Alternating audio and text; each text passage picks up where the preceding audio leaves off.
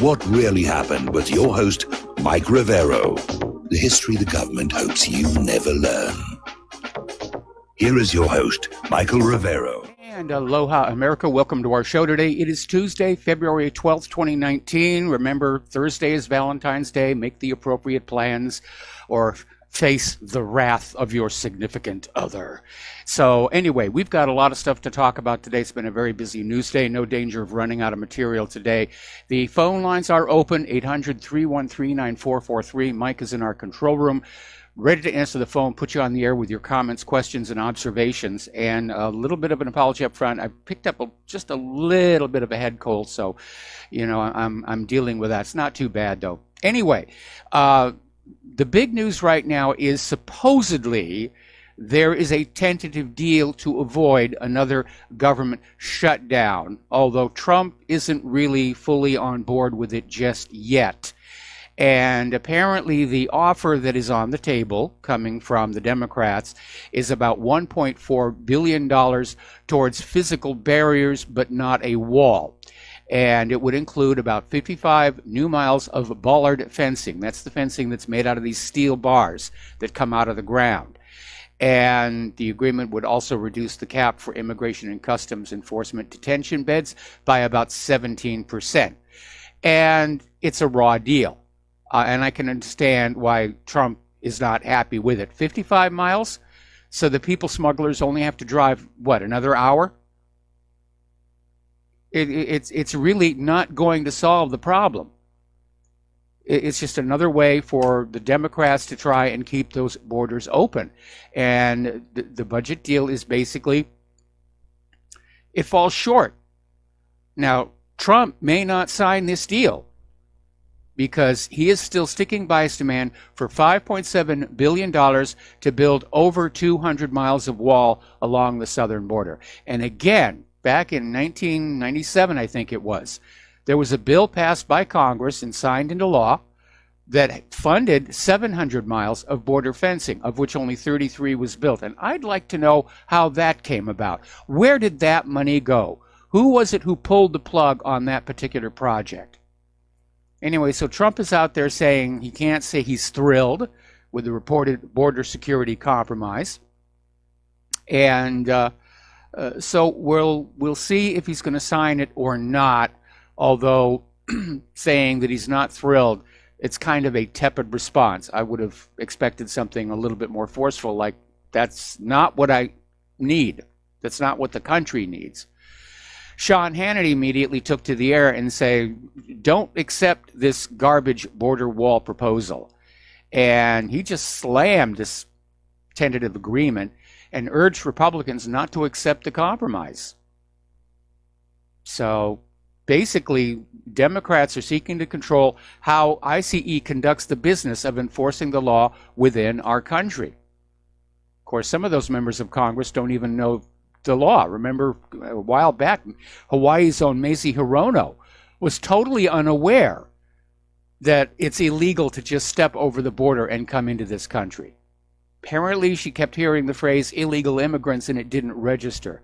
Now, Trump is out there saying, ultimately, whatever this deal is going to be doesn't really matter because we're building the wall anyway. Strong words. Now, we do know he's got options. He's got the national emergency route. And remember, the Pentagon says they've got the money and the Corps of Engineers. They can build that wall. And if I were Trump, I would go with that option. I would definitely go with that option. Trump was out there saying walls are moral. They're not a bad thing at all. And, of course, the Democrats have the completely different point of view. Walls are immoral, or say all these Democratic politicians who have walls around their own homes, I might add. There are walls around Fort Knox.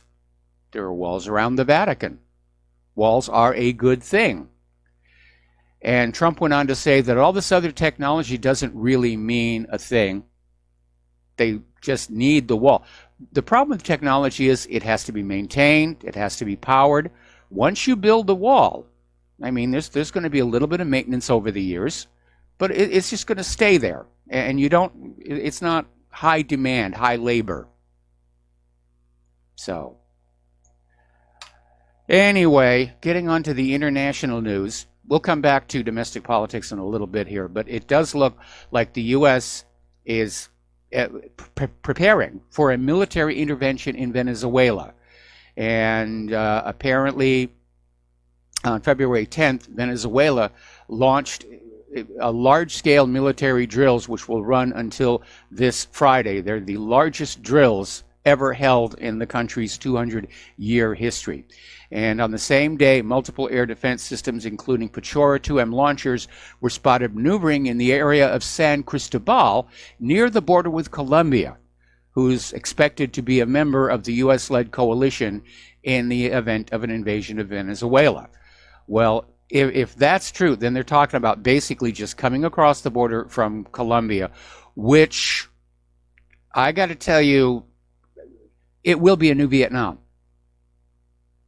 And I think the United States, based on these weapons that were being smuggled in that airplane and who knows what all else, that the U.S. may instead go the Syria route.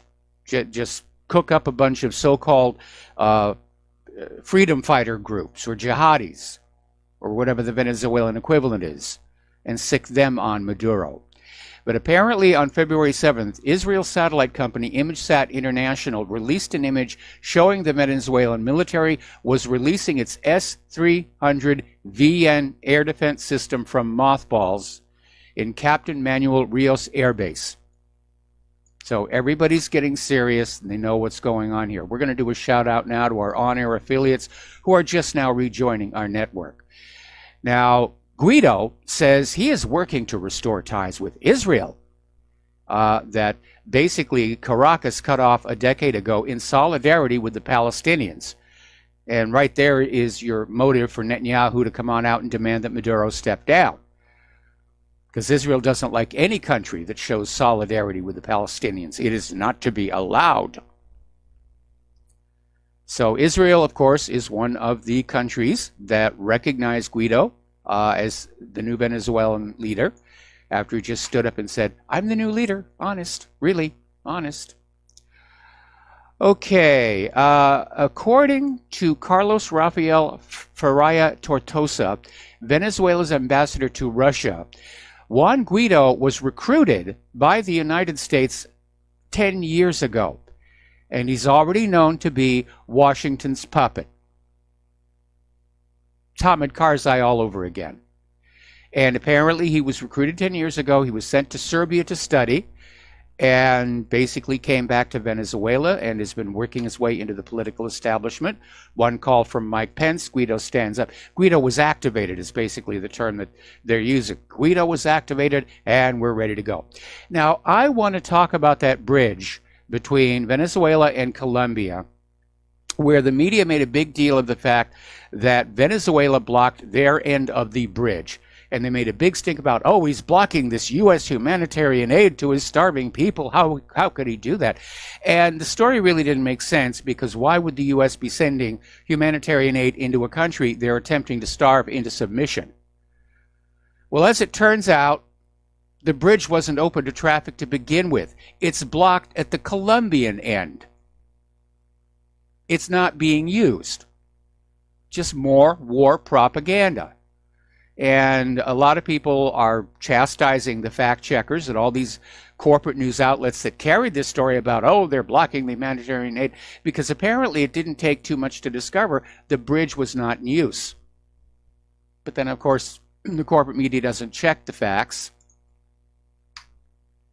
They're just interested in selling you stuff. A new car, a new watch, a new president, a new war.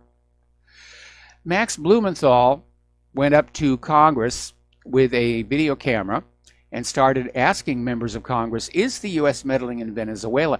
And you've got to see the video, because the responses just have this picture of ignorance, hypocrisy, but it also underscores almost universal bipartisan consent for the Trump administration's assault on Venezuela, or whoever idea this is. I don't think Trump came up with this idea to go into Venezuela. I think it was created for him, and he's just been convinced to go along with it. Isn't it amazing? You see Congress constantly fighting back and forth with these narrow votes and everything. But on two issues, they always vote unanimously. More stuff for Israel and another war. Because why do they have to worry? They're not paying for it. Their kids don't fight in it. Now, actor and activist Danny Glover came out with a video talking about the conflict over Venezuela in the context of this long history of U.S.-led coups in Latin America. And the U.S. has been messing around down there for decades. There have even been movies made about it, like The Year of Living Dangerously. And again, continued right up to the 1980s when they were mucking about Nicaragua, which led to that whole Iran-Contra scandal. Okay, now, over in Geneva at their School of Diplomacy, they have a professor of international law, Alfred de Zayas, and his analysis is that he does not see it possible Guaido can take over. What he predicts is going to happen to Venezuela, which has already suffered enough, there'll be a civil war triggered. And I'm afraid he's right about that here. Over in Israel, they have launched missiles and fired artillery into Syria's Quneitra province, destroying an observation post and striking the site of an already demolished hospital. Now, details on what happened are unclear. Israel is refusing to comment, and Syria is saying there was damage but no casualties. And Syria has been openly attacking Syria for months now. It usually focuses on the capital city of Damascus or the Golan Heights, but hitting Quneitra largely stopped after the Israeli armed rebels in that area were defeated. But I guess they're thinking about going back in there. Meanwhile, Russia has condemned these airstrikes in Syria as unlawful and basically says Israel's practice of declaring everything it hits as an alleged Iranian target is totally illegitimate. If you don't know what that target is, you shouldn't be launching here. So Deputy Russian Foreign Minister Sergei Ryabkov said that Israeli airstrikes on Syria are unlawful and unfounded. He then backed off and said Israel's security is very important to Moscow. So he's talking out of both sides of his mouth here. Okay, another little report, this one coming out of Jerusalem Post. Israel has apparently sent troops into Afghanistan to set up an intelligence operation to collect data on Iranian military movement. And apparently, according to Iran's Tasnim news agency, Israeli troops are operating out of a United States Air Force base in Shindand in the western Afghanistan province of Herat, some 75 kilometers from the Iranian border. And I'm going to take a guess here that they're setting up radars and drones to just keep an eye on where Iran's forces are. Again, laying the groundwork for a potential invasion here. In Israel itself, Netanyahu is still struggling with declining poll numbers for the upcoming elections. A lot of people are saying there's clearly blood in the water. We're still waiting to hear if the Attorney General is going to bring down those indictments. But Prime Minister Netanyahu's party issued a campaign ad that basically engages in race baiting. And it chides the left for siding with Arabs, which is what Israel likes to call the Palestinian citizens, as well as Palestinians in general. And the ad is implying that Netanyahu's chief rival, Benny Gantz, is depending on the support of the left and the Palestinian political parties. So we'll see what happens there. Okay, got a caller on the line. Dustin in New Jersey. Aloha. Welcome to the show. What's on your mind? Mike, right behind you under your desk, I see Iranian, Russian, and a member of Hezbollah hiding under. Oh, okay. Can you take out the trash as long as you're there? All right. What a joke this is, isn't it? I Yes. mean, the Iranians are here. You know, the Hezbollah is over in Venezuela. You know, the Russians are, interfering with, the yellow, vest. You know, I mean, this is what we've become, Mike. Like, Yes. It's just propaganda and propaganda. I said it once, I'll say it again, Mike. There's not going to be an invasion per se. It'll be like a covert operation where they would sneak people through the jungles by Colombia or Brazil. Remember, there was a report, Brazil, did you hear like there was Israelis that were supposedly brought into Brazil? Because I know Bolsonaro supports Israel right now.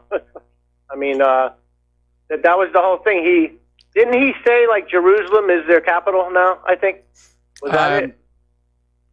Yeah. Where his brother was caught with a Mossad T-shirt or something like that. You know, don't you find that odd how all of a sudden these people come in and they're all pro-Israel, or they're wearing like a Mossad shirt, or I don't get it. Like, why? How can Israel have so much power over? It boggles my mind. They've got control of the money, and money is power. And you know, I mean, look at this this big stink about what's her name, Omar, where she said, you know, American politics is, you know, controlled by AIPAC, and it's all about the Benjamins. And what a fury has erupted there, because, you know, the game's, and it's not like we all don't already know that's what's going on. That politicians basically are in office to make themselves rich, and they stay in office by accepting campaign contributions for which they must do favors. And Israel is a master at manipulating money around the globe. They're also a master at blackmail and various other forms of persuasion. And, you know, they're very good at the game. There's no question about it. Has it always been like this, you think? Like before even Israel existed, this kind of... Yeah, I mean, going all the way back to like Harry Truman. Harry Truman, you know, was basically pushed to recognize the state of Israel by pro-Israel support inside Washington, D.C.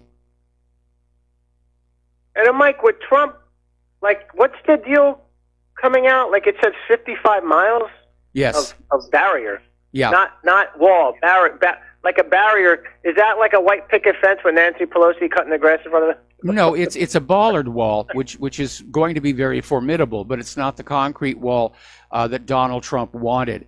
And unfortunately, with steel costing more than concrete, he's getting less wall for his money than he otherwise would have. But again, I mean, if they just set up that wall someplace at an immigration hotspot where the immigrants are coming through, that divides the link effectively in two. And that means the human traffickers only have to drive, 27 miles either way. And they'll be able to drop their passengers off. I mean, it's nothing. It's a token fence. And it's totally meaningless. If you can have 1,000 miles of fence, but if you leave 10 miles open somewhere, the illegal immigrant problem continues. And what's the point of him doing it then? Like, what, Mike, what happens after he leaves? Like, what happens to, like, if the money is funded for the wall, when he leaves, after 4 years, if he doesn't get reelected, say, what happens to that money or the wall?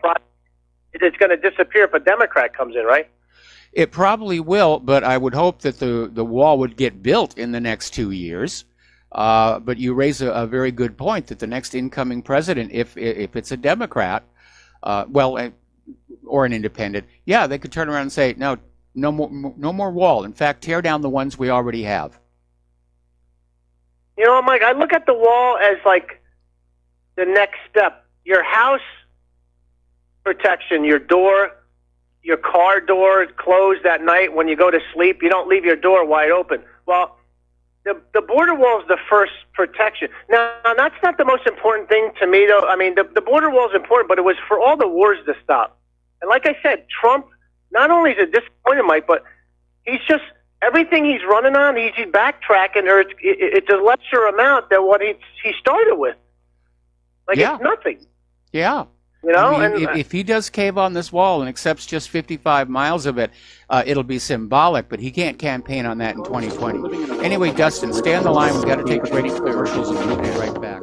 And aloha, America. Welcome back to our show here. We're on the phone with Dustin in New Jersey. And Dustin, it seems I can't see how Trump can salvage his presidency at this point.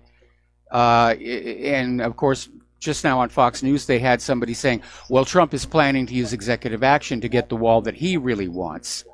But it's words. I'm not seeing things get done that we were told were going to get done. I'm not seeing any progress being made on vaccine safety. I know Robert F. Kennedy Jr. is out there doing the best that he can. We're not seeing any progress on honest, verifiable elections in this country. That's not happening. We're certainly not seeing any progress on getting out of all of these wars that we're stuck in all over the planet. Okay. Mike, Fox News. Remember with George Bush in Iraq? They went along with that too. So I don't trust Fox News, just like I don't trust CNN, MSNBC. I don't trust any of them because you know what? Trump ordered the deal. It's ordered the sham. Yeah, like everything he ran on is nothing. We got nothing. Nothing, Mike. Like this I'm sorry, compromised or not, but if you're going to run. When he ran for office, everything he said, nothing's coming. No, there's nothing there. Yeah, and it seems like he just wanted to be president so he could say he was president. And I don't see him actually doing the job. I don't see him really being a leader. We're not seeing that management superstar that we saw on The Apprentice. He's just kicking back and having his executive time, and he's letting the government run itself. And I got to tell you, having spent some time as a rag setter, you got to keep your hands on that wheel. If you let the ship steer itself, sooner or later, it's on the rocks. And Mike, remember Russia? We're going to be friends with Russia. I mean, they're going to be training again with the Ukrainian. Mike, I'm telling you, Russia will never allow NATO to be in Ukraine. There's no way. It's like Russia being on the border in Mexico with missiles. It's not going to happen. I'm sorry, but it's not, because that's just a bridge too far when it comes to Russia. It's right over the border there. It is. It is. No? And he keeps saying we're friends. We're going to be buddies with him. We're not, like, where's that sure coming went from, away. though? That sure went away. Well, for a while we were friends with Russia. We were all buddy. And the war hawks and the military-industrial complex were saying, the world's at peace. We're not making any money. We've got to get some wars going. Because when you're in the business of selling weapons of wars, you're also in the business of making sure those wars happen. It's called creating market demand, and that's what's going on here.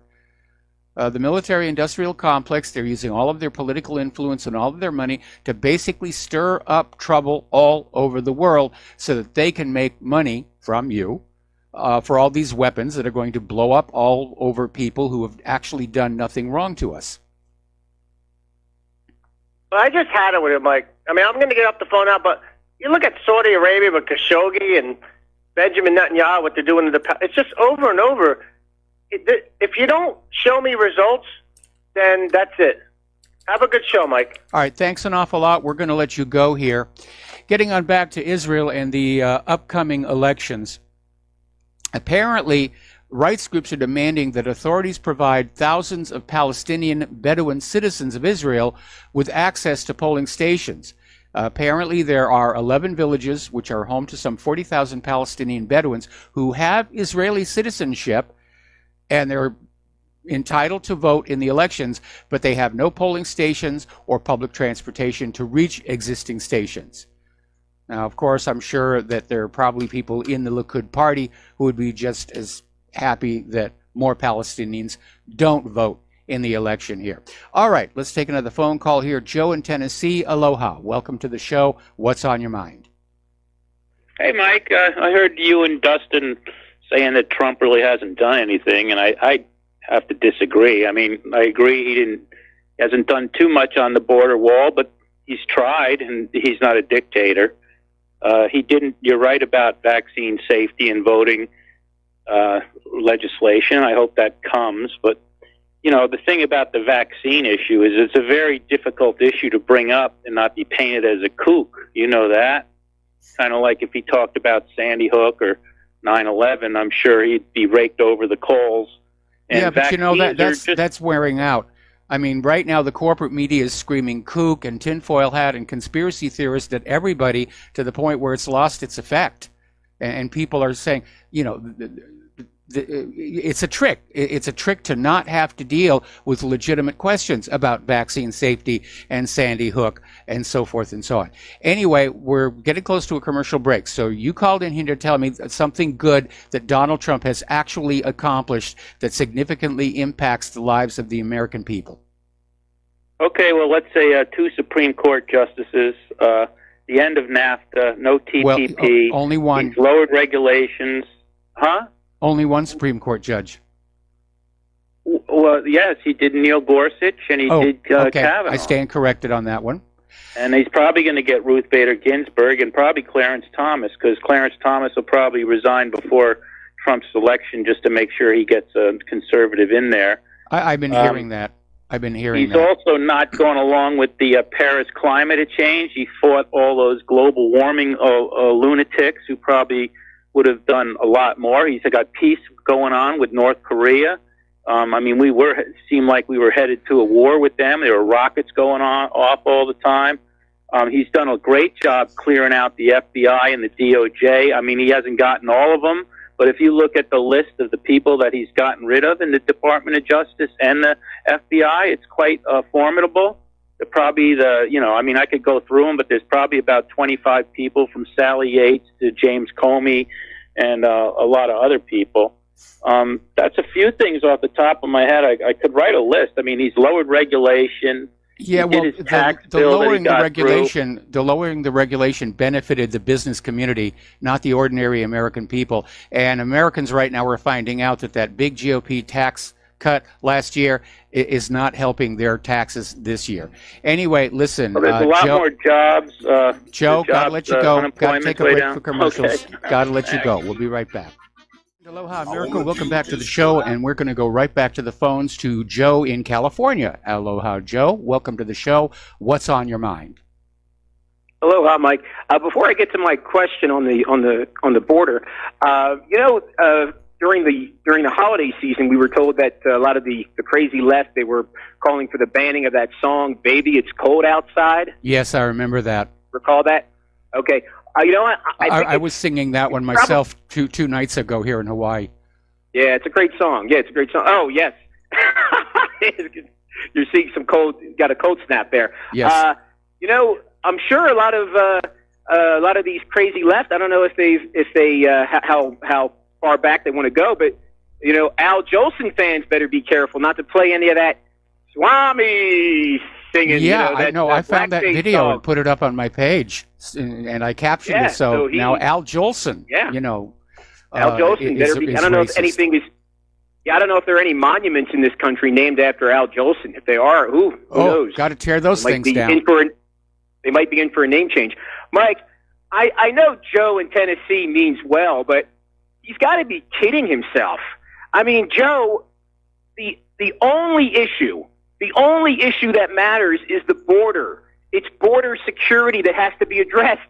I mean, he's talking about the Paris Climate Accord. Trump didn't sign it. Joe, big deal. It's about you got thousands of people coming in, changing the demographics of this country. These are future Democratic voters. Once they get these voters in, and Mike, you referenced 5 million on their way from Central America. Yeah, that's according to Gallup. Venezuela, that's according to Gallup. We have a war in Venezuela. Yeah, if there's a war in Venezuela, either over invasion or a civil war, millions more are going to be flooding in. And of course, the Central Americans will just, they'll take advantage of it, throw away their ID, and say, "Yeah, I'm from Venezuela too. I'm seeking asylum." So this is all Trump. I look at Trump as just like a holding action, because the way these migrants, these illegals are flowing in, there's not going to be another populist. I don't even want to call him a Republican. He's not governing as a populist. He campaigned as one, but you're not going to have another populist president like Trump, or one who campaigned like Trump with his rhetoric again in the future. You're just going to have these crazy left-wing liberals. Even the quote-unquote Republican Party is going to be the same. They're all on board. They support these illegals as well, because their corporate paymasters want the cheap labor. So, Joe, you're fooling yourself. The only issue that matters is the border, because as Ann Coulter said, if you don't secure that border, it's adios America. You're absolutely right here. But I would argue that, and yes, Joe in Tennessee had his little list of, regulations got changed and all these other little things. But the major issues that Trump campaigned on were, getting us out of these foreign entanglements, getting that border secured. And neither one seems to be getting done. And the other issues that he brought up, of course, again, vaccine safety and overhauling the election system. And he just shut down his own election commission. He just dropped the ball on that. And that was an important one. That affects the entire country. Absolutely. But even the issue, and I don't want to pick on Joe, he's a good guy, but it just seems like he's too much of a cultist when it comes to Trump. Even the Supreme Court. I don't care if Trump appoints 9 Supreme Court judges. Call me a cynic. I just think these Supreme Court judges, when it comes down to it, are controlled. And if they're told to make a decision in the deep state's favor, they will. So I don't care about the Supreme Court. I really don't care. The big issue for me is we saw that with Obamacare. We saw that with Obamacare because with Chief Justice Roberts. Yeah. So the border. There's a lot of good, hardworking Americans in this country, but many of them are getting old. They're dying off, and I don't want to see them replaced with these bums from I don't care what part of the world who are just coming here to live off of my tax dollars. I don't even want to say the government. I'm the one. People like me, people like you who work hard and pay taxes. I don't want to see these bums come into this country and live off of my sweat, my toil, and then have this country become a permanent one-party state. That's what it's all about. It's not about Paris Climate Accord and the Supreme Court. Yeah, I hear you. I absolutely hear you. And the problem here is that this is a fight between nationalism and globalism, and that's really what is powering this whole debate over the border wall. And yes, it's true, the Democrats are looking forward to all these Democratic voters coming on in, and they used them very effectively out in California in the midterms. They got them sent into these districts that were just slightly red, enough to turn them blue, and that's why they lost so many House seats in California. But it is. The issue I have for illegal immigration, first of all, again, I'm okay with legal immigration. We have a process, come on through with it, and welcome. The issue with illegal immigrants coming on in and then just voting themselves our country is that this is our country. And this nation, as it is, all of its architecture, all of its infrastructure, all that is here, all that it makes it the physical United States of America, was built generation after generation by we, the American people. And we should have the right to leave it as our, heritage to coming generations, and not have the coming generations, displaced by a flood of immigrants who really don't have a strong emotional connection to this land and aren't really going to care for it. In fact, if you go into any place where there's a lot of illegal immigrants, they tend to trash the place. Look at Los Angeles. They've got trash all over the place there. The rat population is booming, and now they got a typhus epidemic. I was just going to say the same thing. Someone I was listening to on YouTube said that they were recently in Southern California, and they said it looks worse than Venezuela. So before going into Venezuela, maybe we should send some soldiers into Southern California and take care of that mess. Well, I absolutely agree with you on that one. But again, I think if Trump does not get his wall, and I don't mean 55 miles of it, that's nothing. There's 2,000 miles of border there. What do you think a 55-mile section of wall is going to do? Nothing. Yeah. Nothing. Going to do nothing. So if Trump doesn't get his wall, California. He's done. He's a one-term president. Look what's happened to California. It used to be a Republican state. Now, forget it. Yeah. I wish it would just secede from the Union. I wish it would just secede so those 55 electoral votes wouldn't go for a Democrat. Yeah. Well, there's talk about secession, and it's practically becoming part of Mexico again. Yeah. All right, Mike. Thank you so much. Thanks for all you're doing. Thanks an awful lot. We're going to let you go here. And getting on back here. Okay, somebody did a poll regarding this Senate Bill 1, which would allow states to withhold government funding from any entities unwilling to certify they will not boycott Israel. But somebody went on out and did a poll, an IR-MEP poll through Google, and found 3/4 of Americans oppose outlawing boycotts of Israel. And so there's no public support for this. And I think probably a big part of it is Americans are getting angry that our elected representatives are working so hard in the service of a foreign government, even to the point of attacking our most basic right of freedom of speech, and that's got to be angering a lot of people. All right, we still have another caller on the line. Jim in Chicago, aloha. Welcome to the show. What's on your mind?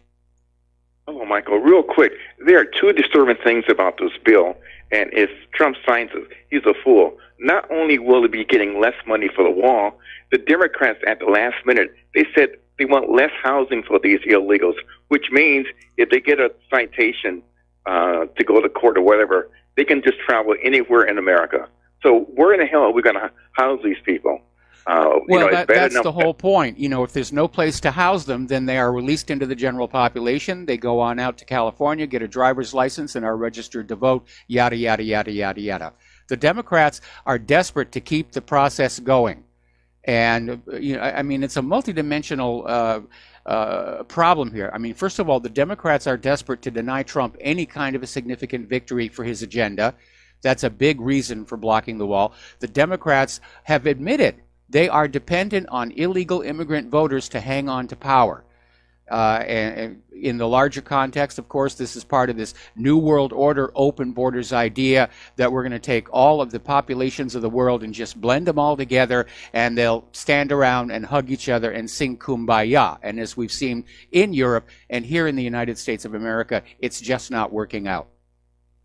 Well, not only that, though, if Trump signs this wall, you can forget about being a two-term president. And not only that, he will get so much flack from people like you, me, and other people. So I don't understand where he's coming from, but my biggest concern, if these people come here, where in the hell are they going to go? Well, they're going to go someplace. I wonder how, they're getting free stuff from our government. The U.S. government is treating the illegal immigrants better than it treats our homeless veterans. That's something to think about. Not only that, they attend the public schools, and they're able to get hospital care or medical care. Yeah. So, well, Michael, I'm going to let you go. Take care. Thanks an awful lot. We're going to let you go. The phone lines are open again. It is an insane situation, and I have to wonder at the mindset of Democrats who are just totally oblivious to the damage their policies are causing to ordinary Americans. Nancy Pelosi, she's from San Francisco. I know she doesn't use public transportation, but she's got to be looking out the window of her car and see, all the hypodermic needles and all the trash and all the homeless. Anyway, New Yorker magazine came out with an article on so-called private Mossads for hire. And apparently these groups are known as Psy Group, Black Cube, and others. They specialize on generating fake online identities, which are now being called avatars. And some of these groups work with the neocon group Foundation for Defense of Democracies, which is a misnomer because it's a pure pro-Israel organization. And their goal, using these avatars, is to destabilize and disrupt anti-Israel movements from within by infiltrating them in social media and so forth. So, anyway, the internet, unfortunately, has become another battlefield. Okay. Now, here's an interesting article. This came out of Consortium News, and it was written by a Jewish author who says there's a bit of a problem. And this author was responding to Michelle Alexander's New York Times column, Time to Break the Silence on Palestine, which really got all the pro-Israel people, very, very upset. But this author was inspired and basically said it's time to address the issue of what we call PEP, which is progressive except Palestine.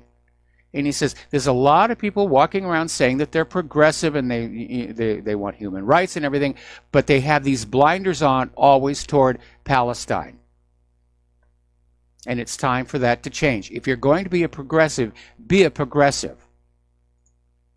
Don't ignore what's going on in Palestine and then try and proclaim to the world about your progressive values. It just doesn't work on out. Okay. Mike Pompeo is out there saying that the U.S. will be more engaged in Eastern Europe. Ooh, huzzah, huzzah. And warns Russia of trying to divide the West. He's in the middle of a 5-country European tour that will focus on opposition to the growing influence of Russia and China in Central Europe. And he met with Hungary's right-wing populist Prime Minister Viktor Orban and basically said, we must not let Putin drive wedges between friends in NATO. Here is where Pompeo is knocking on the wrong door. Russia and China's influence is growing in Europe because of their economies, not their military. So Mike Pompeo's basically over in Europe telling them, well, our economy isn't as good, but you have to continue to do business with us or bad things will happen. That's really what his message is all about. Meanwhile, Viktor Orban came on back denouncing the hypocrisy of U.S. warnings on the dangers of dealing with Russia and China. And it appears that, pardon me, Budapest is fed up with lectures about its foreign policy. And that too is spreading. I mean, look at all the pressure they're bringing to bear on Germany to back out of the Nord Stream 2 pipeline. And Germany said, no, we need it. It's important for us. So Pompeo is basically waving the war hammer to solve the fact that the U.S. economy is no longer competitive because our manufacturing has been in decline for 30 years. People don't want our GMO agriculture. Our schools are not teaching skills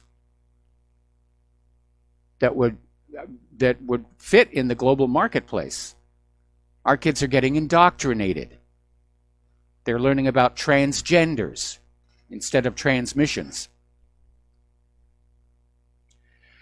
Now, people are still reacting to Britain's Defense Secretary Gavin Williamson, who basically in a recent speech just flat out said, you know, we have to be ready for military action against Russia and China. And a lot of people are saying, this is nuts. You know, he's talking video game thinking, but a real war with Russia and China would be an exceedingly bad idea. The real worrying thing is that his statements received applause. So all of our so-called leaders, they're on board. We're going to have a new world war. It's going to be global. It's going to be really bad. Make your preparations now. Apparently, the United States has announced they're going to have joint U.S.-Ukraine military exercises taking place in the Black Sea, dubbed Operation Sea Breeze 2019. It's being described as a multinational maritime exercise, which means other nations will probably send in ships. Russia is saying this is a really bad idea. It's a dangerous idea. That's the way we will view it. This is coming from Russian Deputy Foreign Minister Grigory Karasin. So again, the U.S. and NATO, they just keep pushing until at some point Russia's going to push back. We'll be right back. And aloha America, welcome back to our show here. And as part of the Russia bad, you know, we've got to arm up against them, and you know, more money from you for the military-industrial complex. Apparently, the U.S. Defense Intelligence Agency has come out with a new assessment entitled Challenges to Securities in Space, in which it makes the claim that Russia likely is pursuing laser weapons to disrupt, degrade, or damage satellites and their sensors. And The report added Russia began delivering a laser weapon system to the aerospace forces that is likely intended for an anti-satellite mission. Moreover, the document also claims Russia is developing enhanced on-orbit dual-use technology that can be used to attack and permanently disable satellites. Well, the United States has been developing exactly the same thing all this time. Now, I don't know about all this talk about lasers. Certainly nothing on the ground can take out a satellite in space. My apologies to Tom Clancy because of thermal blooming issues. But the United States, I mean, even going all the way back to Reagan's Strategic Defense Initiative, they were talking about these things. Smart rocks, lasers, and finding ways to damage satellites. And again, I want to reiterate that it is very, very short-sighted and foolhardy to have war in orbit, because you're going to turn it into a junkyard in which nothing is going to survive, including all the satellites that we use for communication, navigation, Earth monitoring, science, all of that stuff. It's all going to get smashed up from all the flying shrapnel. So, all right, we're still hearing repercussions of Donald Trump's pulling out of the Intermediate Range Nuclear Forces Treaty. And going on back to March 1st of last year with Putin's State of the Union address, he basically unveiled a whole bunch of new weapons which are clearly designed to evade current U.S. defensive systems. And Putin explained why they had done it, why they were building these new weapons, because in 2002, the U.S. pulled out of the Anti-Ballistic Missile Treaty. And at the time, the Russians declared they would be forced to respond and were basically told, do whatever you want. And so they did, developing new weapons that no anti-ballistic missile system can ever hope to stop. They've already got one of them on combat duty, the Kinzhal, one that's about to go into mass production, the Avangard, and several currently being tested. And here's how they break down. The Kinzhal is a hypersonic air-launched cruise missile that flies at Mach 10, 10 times the speed of sound. That's 7,700 miles per hour, and can destroy both ground installations and ships. There is nothing in the current U.S. arsenal that could intercept it. All right, we got to take a break for station identification. More about this when we come back. And aloha, America. Welcome back to the show. And we're talking about the latest Russian weapons, which are game changers. And as I've commented many times before, the military-industrial complex has been refining and updating the weapons with which World War II was fought. And Russia, and for that matter, China, have gone way outside the box. So we're talking about Russia's new weapons. Now, the Avangard, this is just now going into mass production. This is a maneuverable, hypersonic payload delivery system for intercontinental ballistic missiles that flies at better than Mach 20. That's 15,000 miles an hour. That means it could basically cross the United States in about a quarter of an hour. I don't have my calculator out. I may be a little off, but, you know, Mach 20 is coming up on orbital speed. It has a 740-mile range and can carry a nuclear weapon up to 300 kilotons. Now, what it is, this Avangard is launched on top of an ICBM. So that 740-mile range is from wherever the ICBM releases it. That is nasty. Okay, Poseidon is currently in testing. This is an autonomous nuclear-powered torpedo with unlimited range that can travel at a 3,000-foot depth, maintaining a little over 100 knots. That is a lot of power. And I got to tell you, I'm not sure I would go with that 100 knots, but there are speed advances being made all the time. So I'm presuming that the nuclear power is from a radioisotope thermoelectric generator. And of course, with the cold ocean water on the outside, the thermocouples are going to work much better. So it may in fact have the amount of electricity it needs to travel at 100 knots here. Let's see. Burevestnik, also in testing. This is a nuclear-powered cruise missile that flies at around 270 miles per hour and can stay in the air for 24 hours, giving it a 6,000-mile range. I would be very interested in seeing how they use nuclear power to power a cruise missile.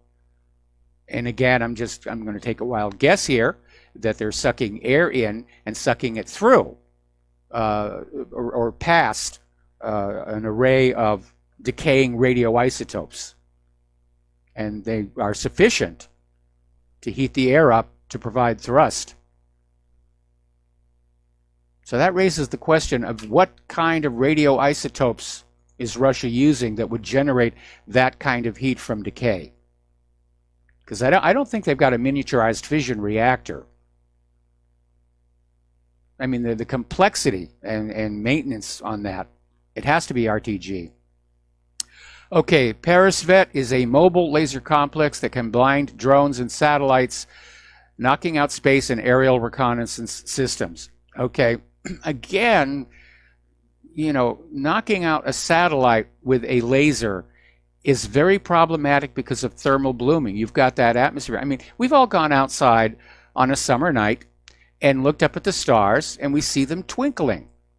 That is your problem, because a laser beam fired from the ground is going to be traveling up through all that air and it's going to get distorted and spread apart.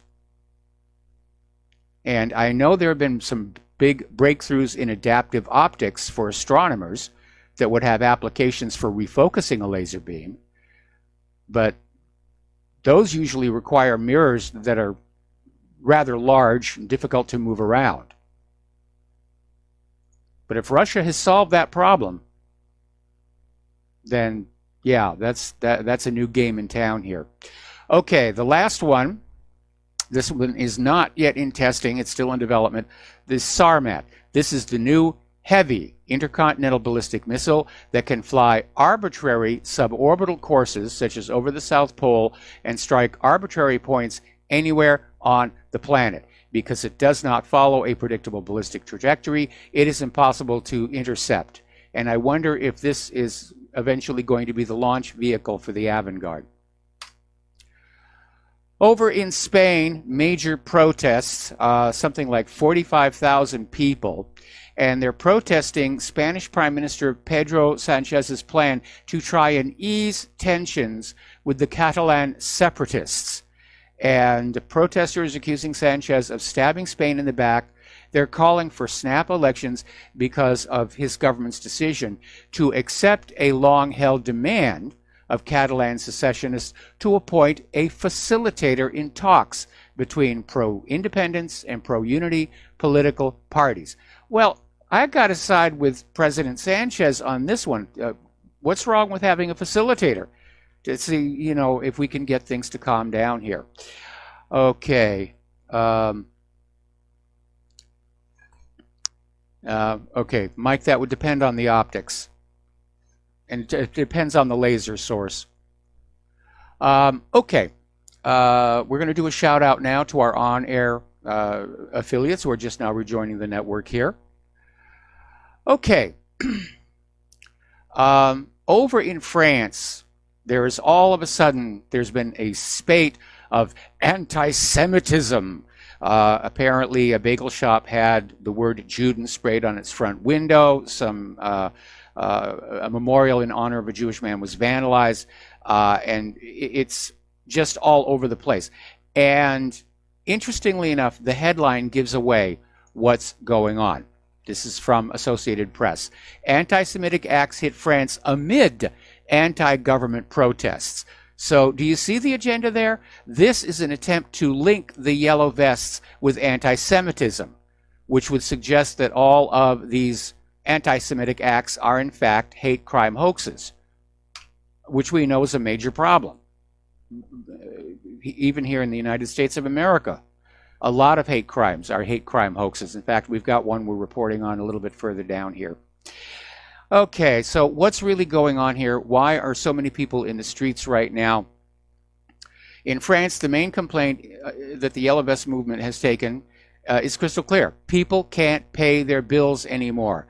In Great Britain, austerity has demolished wages and social care, the National Health Service, and much else. In the United States, many millions of Americans can't afford a $400 emergency payment, have even scarcer access to health care, and live from paycheck to paycheck. And this is basically true of every Western nation. They all tell the same tale. Now, back in France, Macron is trying to explain there's not enough liberal Europe in our lives. And the Yellow Vests are coming back and saying, no, there's too much. We need less liberalism.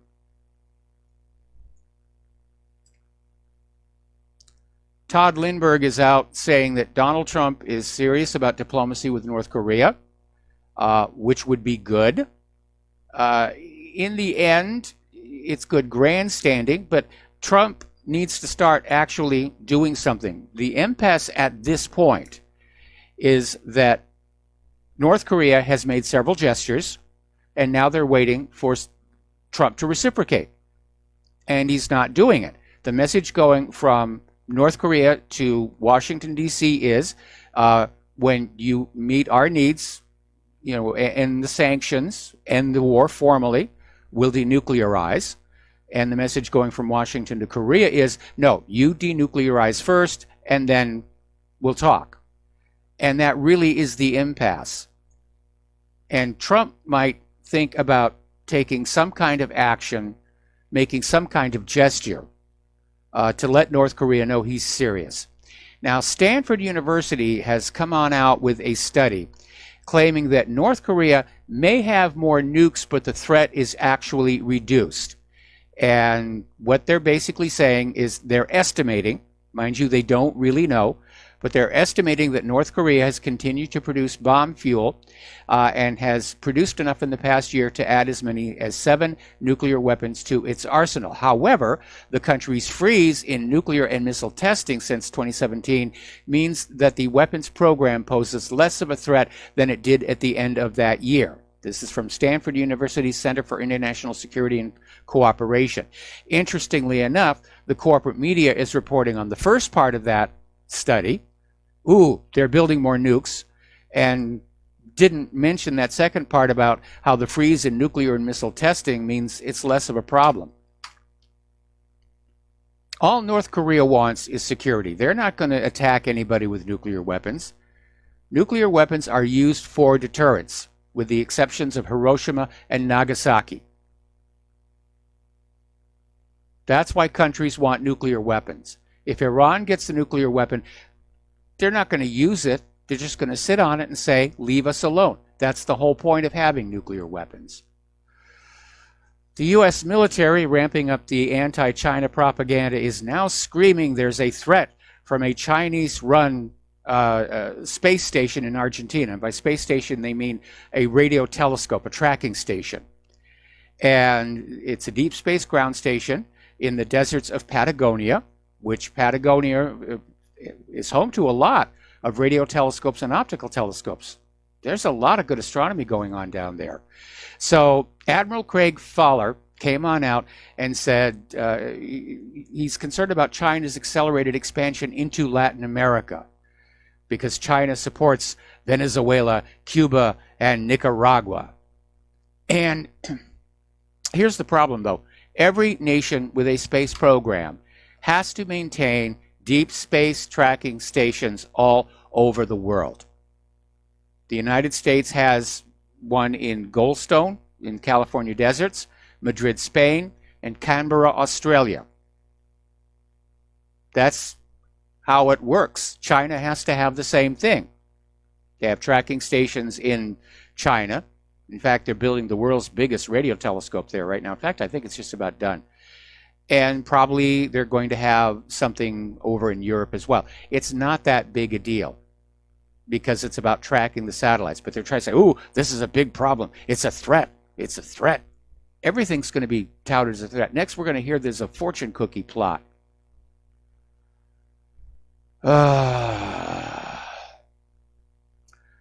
There's a question here being asked by Mint Press News about Eric Prince, who was the founder of Blackwater Z, whatever they call themselves right now. And he's now become the chairman of Hong Kong-based Frontier Services Group.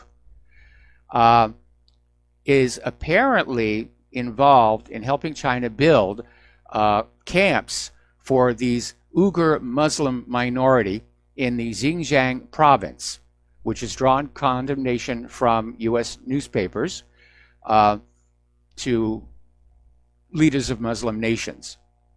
There are some concerns about how they're being treated, why they're being treated, why they're being incarcerated. So, now here's a great article. It's over at TruthDig, and it's called The Con of American Patriotism. And it starts out with a reference to the book and later the Tom Cruise movie Born on the 4th of July, which was based on Ron Kovic's tour in Vietnam, in which he wound up being crippled and also inadvertently accidentally killed one of his fellow soldiers, which just tortured him for a long time. Since he's come on back from all that, he is an anti-war activist. And he's out there basically saying the problem is that people are not learning the lessons from Kovic's story, or in fact from any veteran who's come back from the war zones, missing bodily parts. For some reason, people tend to fall victim to all this appeal to patriotism. Oh, the patriotic thing to do is to let the government send you off to war. Well, I prefer the definition of patriotism where you're loyal to your country and its people at all times and to the government only when it deserves it. And when your government is engaged in fomenting wars for purely economic reasons and sending other people's children off to be killed and crippled in them, I don't consider that time to be patriotic. So, but apparently too many people see going in the military as proof of their prowess and their strength, and many of them fortunately make it back okay. A lot of them don't. Some of them don't come back entirely in the mental state here. All right, so let's get back to domestic politics. Ilhan Omar, of course, has ignited a firestorm by saying AIPAC influences Congress using money. Israel supporters erupt. Oh, it's anti-Semitism. It's a cruel stereotype. It's an old canard. We know that that's absolutely not true. And as I mentioned before, it's stunning how much time U.S. political leaders spend defending a foreign nation, even if it means attacking free speech rights of Americans. Now, shortly after Omar came on out with this, Adi Barkan, a Democratic progressive activist who is unfortunately, tragically dying of ALS, put up his thread at Twitter saying, yeah, he was a staffer on a long-shot Democratic congressional race in deep red Ohio, and yes, they got approached by AIPAC. And they were funded to the maximum allowable. And he's saying, yes, it is all about the Benjamins. So what we have here is the Democratic Party leadership, obviously in bed with AIPAC. They came on out and condemned Omar for anti-Semitic accusations. And, I mean, basically all the top Democratic leaders, you know, and of course they've just guaranteed more AIPAC money for their next election, their next campaign here. Nancy Pelosi apparently exerted a tremendous amount of pressure on Ilhan Omar to apologize. And Ilhan Omar has apologized for the comments, which the corporate media is trying to spin as Omar saying that AIPAC is not influencing Congress. Hang on a second. But that's not what Omar said. She said she was sorry that she hurt some people's feelings. But she's not retracting the accusation. And as I said before, we all know it's true. These scandals of AIPAC pouring money to reshape and meddle with our politics. Remember what they did to Cynthia McKinney? And it's all over the world. It's not just the United States. Now, Not too long ago, Sarah Lee Whitson, head of the Human Rights Watch's Middle East Division, was attacked by anti-Palestinian groups and pundits for basically saying there was a clear example of Israeli interference in British politics. And she was talking about the Act Ill organization, which is coordinated and backed by Israel's so-called Ministry of Strategic Affairs, had used a troll army to spread false information about Jeremy Corbyn, the leader of Great Britain's official opposition party. And Whitson commented, "Why is this Israel interference in domestic UK politics acceptable? Is it only a problem when Russia does this?" Well, apparently, yeah. It's a problem when anybody does it except Israel. Okay, Judicial Watch has come on out with more revelations, and apparently in the latest batch of documents, they have uncovered indications that Comey sent a letter to Congress regarding the FBI's discovery that the Wiener laptop contained Clinton's emails. Hillary Clinton's personal lawyer, David Kendall, within hours, emails Baker requesting a call about the Comey letter. And apparently what it came on down to, he said the letter was ambiguous and made statements that were inchoate and highly ominous. To get to the short version of it, he wanted to basically soften the blow of the FBI's report in order to basically protect the image and reputation of Secretary Clinton. So it is a deep state. They're all doing favors for each other. It's all buddy-buddy handshake deal here. Now, as you know, we're coming up on a vote for Trump's pick for Attorney General, William Barr, who is, first of all, he's been involved in a lot of really nasty stuff. He's a gun grabber. I hope he is not confirmed.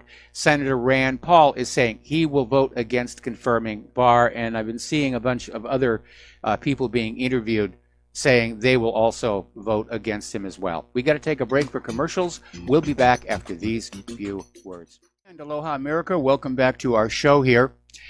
And again, if you would like to help Republic Broadcasting, and they really need it, we're running on this really old equipment that it is in dire need of upgrades, is what it comes on down to. And we're just trying to keep all this running. We don't have corporate sponsors. We don't take money from George Soros. And anyway, the postal address where you can send a check, money order, or if you prefer anonymity cash, is Republic Broadcasting Network, 2251 Double Creek Drive, number 302, Round Rock, Texas, 78664.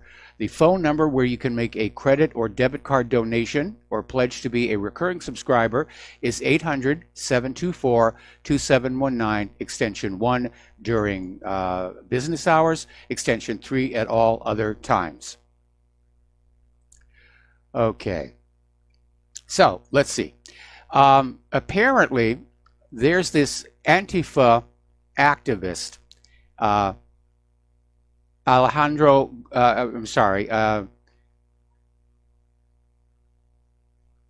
just give me a second here. Okay. Apparently, the guy's name is Alkoff. He's an Antifa activist, and he's facing assault charges because this goes back to last November when this Antifa mob attacked two Marines, Alejandro Godinez and Luis Torres, both of whom were Hispanic. Alkoff and two others were charged in the attack. They're pleading not guilty. But apparently this guy was tied to Democratic policymakers. And of course, Democrats are trying to distance themselves from him. Anyway, all right, a little bit of good news for Donald Trump here. The U.S. Senate Intelligence Committee has found no, repeat, no, nada, zip, zero. They found no direct evidence of a conspiracy between the Trump campaign and Russia during the 2016 U.S. presidential election. And the bipartisan committee, which is nearing the end of the investigation, has found no proof that Trump formed any kind of a corrupt pact with Russia to offer sanctions relief or other favorable treatment in return for Russian help during the election. Now, this was being reported on NBC News that then proceeded to go on in and say, well, you know, but there were a lot of strange contacts between Trump's people and Russians, and so we're not really sure about this thing. Meanwhile, of course, there's a whole bunch of hard evidence of Democrats' collusion with Russia in the 2016 election. I mean, you had that Clinton-funded Steele dossier heavily relied on Russian sources.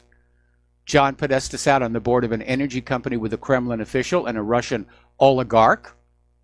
Tangible evidence of Russian collusion exists. But we only investigate it when it's Republicans, never when it's Democrats. Democrats are like Israel, they're above the law here. Anyway, congressional investigators have painstakingly pieced together evidence that shows the Clinton Research Project had extensive contact with Russians. Anyway, meanwhile, on the other side, Representative Adam Schiff, who's chairman of the House Intelligence Committee, is vowing to continue to investigate Trump's finances and foreign connections for as long as it takes. Okay, isn't there something more pressing? If you're in charge of the House Intelligence Committee, like abuse of the American people by the National Security Agency, but he's basically taking the entire committee and he says, this is going to be our focus. Okay? So Hillary Clinton, a politician and a former Secretary of State, can sell the Russians our uranium, but Donald Trump, a businessman, cannot conduct business in a foreign country like any other American entrepreneur. And this is just another attack dog from the left. And they must be worried he could win in 2020. This is, again, the political hatchet jobs are continuing. Now, in the other direction, little bit of good news. Lindsey Graham is issuing subpoenas for anyone who signed or was involved in the FISA warrant on Carter Page. And at a minimum, that includes James Comey, Rod Rosenstein, and Sally Yates. So maybe we'll see something happen there. Devin Nunes is out there saying that there's a cadre of House Intelligence Committee Republicans are sifting through more than a dozen transcripts as they consider making criminal referrals for an investigation into alleged political bias in the FBI. And boy, wouldn't we all like to see that happen. And Nunes said we'll be continuing that task force, except that the House Intelligence Committee Republicans will be involved. Well, I don't think that that's necessarily a bad thing here. Okay, this is a little bit weird. Have you seen popping up all over the place these trial balloons about Michelle Obama running in 2020 because of her star power, her celebrity? And apparently at the Grammy Awards, Alicia Keys brought a quartet of very famous women onto the stage: Lady Gaga, Jennifer Lopez, Jada Pinkett Smith, and Michelle Obama got the standing ovation. Yeah, and yes, she's got name value, but the presidency is not supposed to be about popularity. It's supposed to be about ability. And Michelle, she's not qualified. We'll be right back after these few words. Aloha, America. Welcome back to our show here. Now, as you know, Kamala Harris is in the running for 2020. And when you become a candidate for president, of course, everything starts to catch up with you. And apparently, Kamala Harris, when she was California's Attorney General, her office made the case that some nonviolent offenders needed to stay incarcerated or else the prison system would lose a source of cheap labor. Now, in 2011, the Supreme Court ruled in Brown versus Plata that California's prisons were so overcrowded they violated the Constitution's prohibition of cruel and unusual punishment. 3 years later, the state was ordered to allow nonviolent second-time offenders who had served half their sentence to be eligible for parole. So here we have Kamala Harris in a state that supports private prisons, prison factories, keeping people in prison so that they could be used for labor. I think that's called slavery here. And a lot of people are still out there talking about Alexandria Ocasio-Cortez and her Green New Deal, which, when it first went on up at the website, guaranteed economic security even for those unwilling to work. And apparently, Robert Hockett, who's a top advisor, was out there on Tucker Carlson saying the exact opposite. So they're already struggling to try and recover from that one. It's a Looney Tunes document. It's unworkable, and people are distancing themselves from her. Okay, do you remember back when Alabama Chief Justice and Senate candidate Roy Moore was accused of abusing this lady named Moore as a 15-year-old? And she sued him for defamation. He is countersued. And the case of Korfman versus Moore has been pending for over a year. And yet, according to the Moore defense team, Leigh Korfman has yet to appear before a court reporter to give her testimony under oath. Now, Moore appeared for an entire day to give sworn testimony under extensive examination by Korfman's attorneys. However, she has succeeded in avoiding numerous motions to compel her testimony under oath. Sounds to me like that case is falling apart. Okay. Jeffrey Epstein is back in the news again. As you know, he was convicted back in 2008, huge sex scandal that caught in a lot of very prominent people in the world, including Bill Clinton, including a member of the royal family, just all kinds of people. And it started in Florida, which is where he got into trouble. And then after he got out of the trouble, he built himself his little private pleasure island down in the Caribbean. And a lot of people were saying, how is it that a guy who molested so many children got off with such a light sentence? Did it have something to do with his political connections? And so now there is apparently going to be a Department of Justice investigation into just how it is that Epstein got this sweetheart deal. What exactly rented lips exactly happened here? Alrighty, getting on into this thing about blackface. As you know, they're just pushing it all over the place, and it really is ridiculous. Apparently, somebody did a poll and found that more than a third of Americans believe it's sometimes acceptable for white people to wear blackface.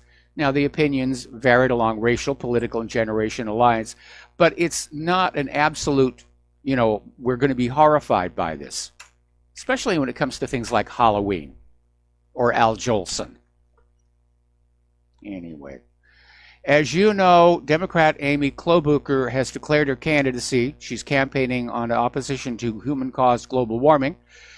Unfortunately, she announced in the middle of a blizzard, which Donald Trump basically couldn't resist poking fun at. And apparently, The View co-host Joy Behar and Meghan McCain basically clashed awkwardly over this presidential bid. And Behar has even accused McCain of throwing a hissy fit. So I'm not sure why people even watch that show anymore. I get emails from people who watch the show and say, "Gosh darn, these people, they're liberal maniacs." And I say, "Well, change the dial here." Okay, we were talking before about hate crime hoaxes. We may have another one on our hands. Apparently, some 2 weeks ago, Empire star Jussie Smollett claimed he was the victim of a racist, homophobic attack. Now, police have found no leads, no suspects, and a lot of people living near him are growing skeptical. And apparently one of his neighbors, Agan Muhammad, said, "I don't believe it happened the way he said it did. I've been in this neighborhood for 5 years. I don't believe it, not around here. Half the people are gay, the other half are black."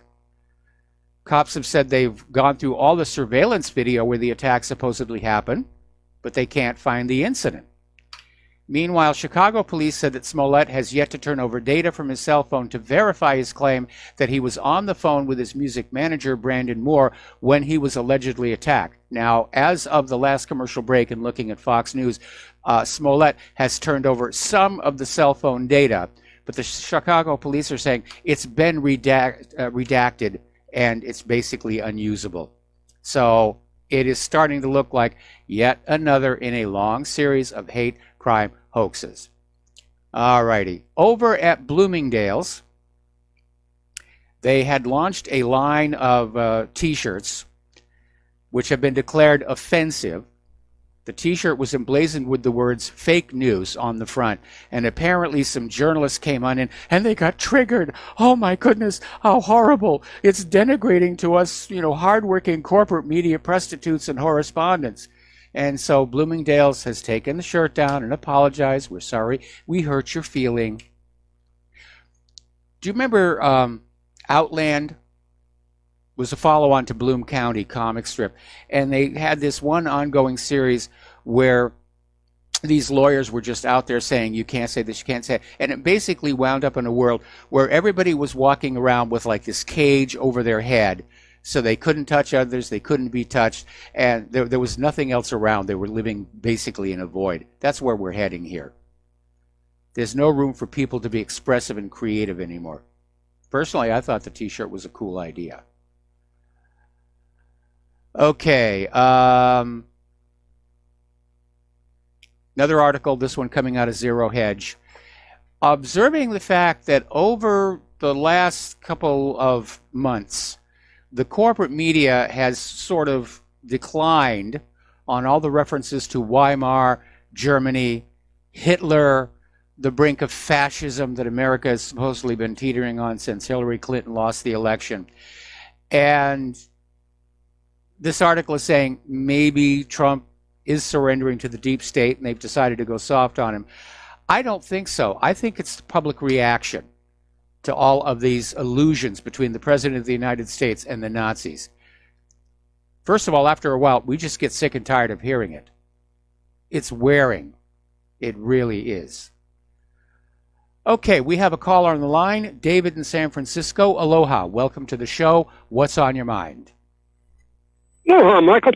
Hey, this being Lincoln's birthday, I happen to be thinking, I've been thinking for the last couple of months that the currency speculators are involved with some of the foreign policy. And you might have a little knowledge of this. Seems to me I remember you knew, about like the panics of 100 years ago and how the Federal Reserve was picking up the same technique as the old bankers back in the days of panics, where you would have a certain percentage of, like the currency was usually 10 times as much gold as was in Fort Knox, right? So the nation could produce 10 times what was in Fort Knox for the amount of currency, right? So there was a technique they used to do where they would reduce the amount of currency at a time when there were a whole lot of loans outstanding.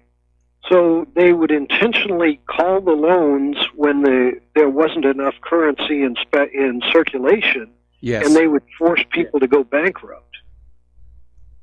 You remember that technique? Yeah, I remember that. And one of the things that happened during the great crash of 1929 was that there was no short-term credit available to try and stop the market plunge. Right, yeah, and that was their scam, and they would end up owning huge amounts of American farmland or, industry or whatever. And so it was seen as these guys would repeat the same technique over and over and over. The panics of 1860, 1870, 1880, and was it William Jennings Bryan gave his famous speech, "I will not be nailed to a cross of gold with nails of silver," if I remember right. Yeah, that's... And that pretty close to right? I recall hearing something similar to that, yes. Yeah, it's called his Cross of Gold speech. And a lot of people don't realize it, but William Jennings Bryan ran for vice president, I think, in 1876, and that's when he gave that famous speech. And he was seen. He was an early, was a progressive. He was a populist, if I remember right.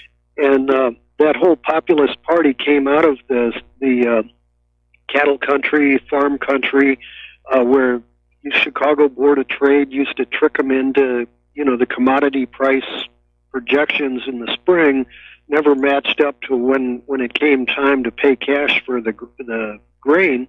So, the currency speculators and the grain speculators would always con the farmers and ranchers into selling low and, buying high and selling low. Yes. And so that whole technique, it reminded me, today's Lincoln's birthday, and Lincoln apparently came up with, I think the greenback dollar was an attempt to face off against these bankers who were trying to demand that we only use gold. And Lincoln said, screw that, we're going to use silver too. Yes. Fort Knox is going to also include silver. And, so, yeah, it seems like a good topic for Lincoln's birthday. Yeah, it does. And, of course, we don't call it Lincoln's birthday anymore. It's called President's Day. And that's the day when the president comes out of his burrow, and if he sees his shadow, we get more taxes. I suppose. Yeah, there's a lot of story. In fact, you're familiar with the concept of hyperinflation. Oh, yes. Where they overproduce the bills. So instead of a 10-to-1 ratio, they might have a 1,000,000-to-1 ratio. And yeah. I've got my grandfather's old stamp collection, and I've actually got a postage stamp in there. It's 2 billion Deutschmarks, for a postage stamp. Yes. 2 billion of them. And so the whole idea that people were tricked into believing that some fat cat at the top could tell you how much a sandwich was worth, they were forcing people to use paper that was being manipulated by the hour, and yes. It was just this fraud that if we were going to free slaves, well, let's free people from using funny money. Well, absolutely. I mean, it is a new form of enslavement. That's what private central banking does, and it's basically it's a scam. It's 300 years old, and we just grow up being used to it and being told this is the way things are. And I remember in grade school being shown a film strip, about how the Federal Reserve, was on our side, and this was the way our money system was supposed to work. But it very clearly does not, and we can see that just looking around ourselves at what's happening to the American people and our country right now. All the wealth is just funneling up to the top. Yeah, as a matter of fact, I saw a post just today. Some new report says that the super rich in America have, I think it's 3 zeros, 0.00025. That percentage of the American population owns more money than the bottom 40%. Yes. I mean, it's an incredible number, and it's this idea that it's like the TV show about hoarders. Well, they're money hoarders. People that are just hoarding money and not putting it in circulation. Nobody can use it. These guys just hold on to it and play with it like a Monopoly board game. And for the most part, they're taking that money and they're buying hard assets, hard tangible assets, like you said, the grain fields and so forth and so on. And I prefer the term money junkies. But right now in this country, the wealth inequality is as dangerously out of whack as it was during the Gilded Age, during the Roaring '20s, just before the big crash happened. Yeah, actually, the Gilded Age, wasn't that the 1890s or so? Yeah, I misspoke. It's the Roaring '20s I was thinking about. But there was a lot of wealth inequality in the Gilded Age as well. Yeah, well, it's hyperinflation again,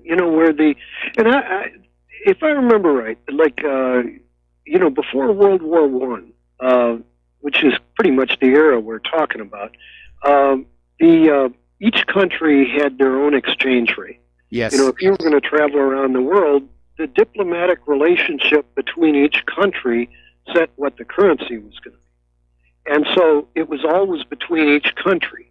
And when the World War I got started, when, this dumb Archduke got shot, and he was such a jackass that nobody liked him. He was useless for diplomacy. He was actually kind of a, horse's ass, a bad drunk, a gambler.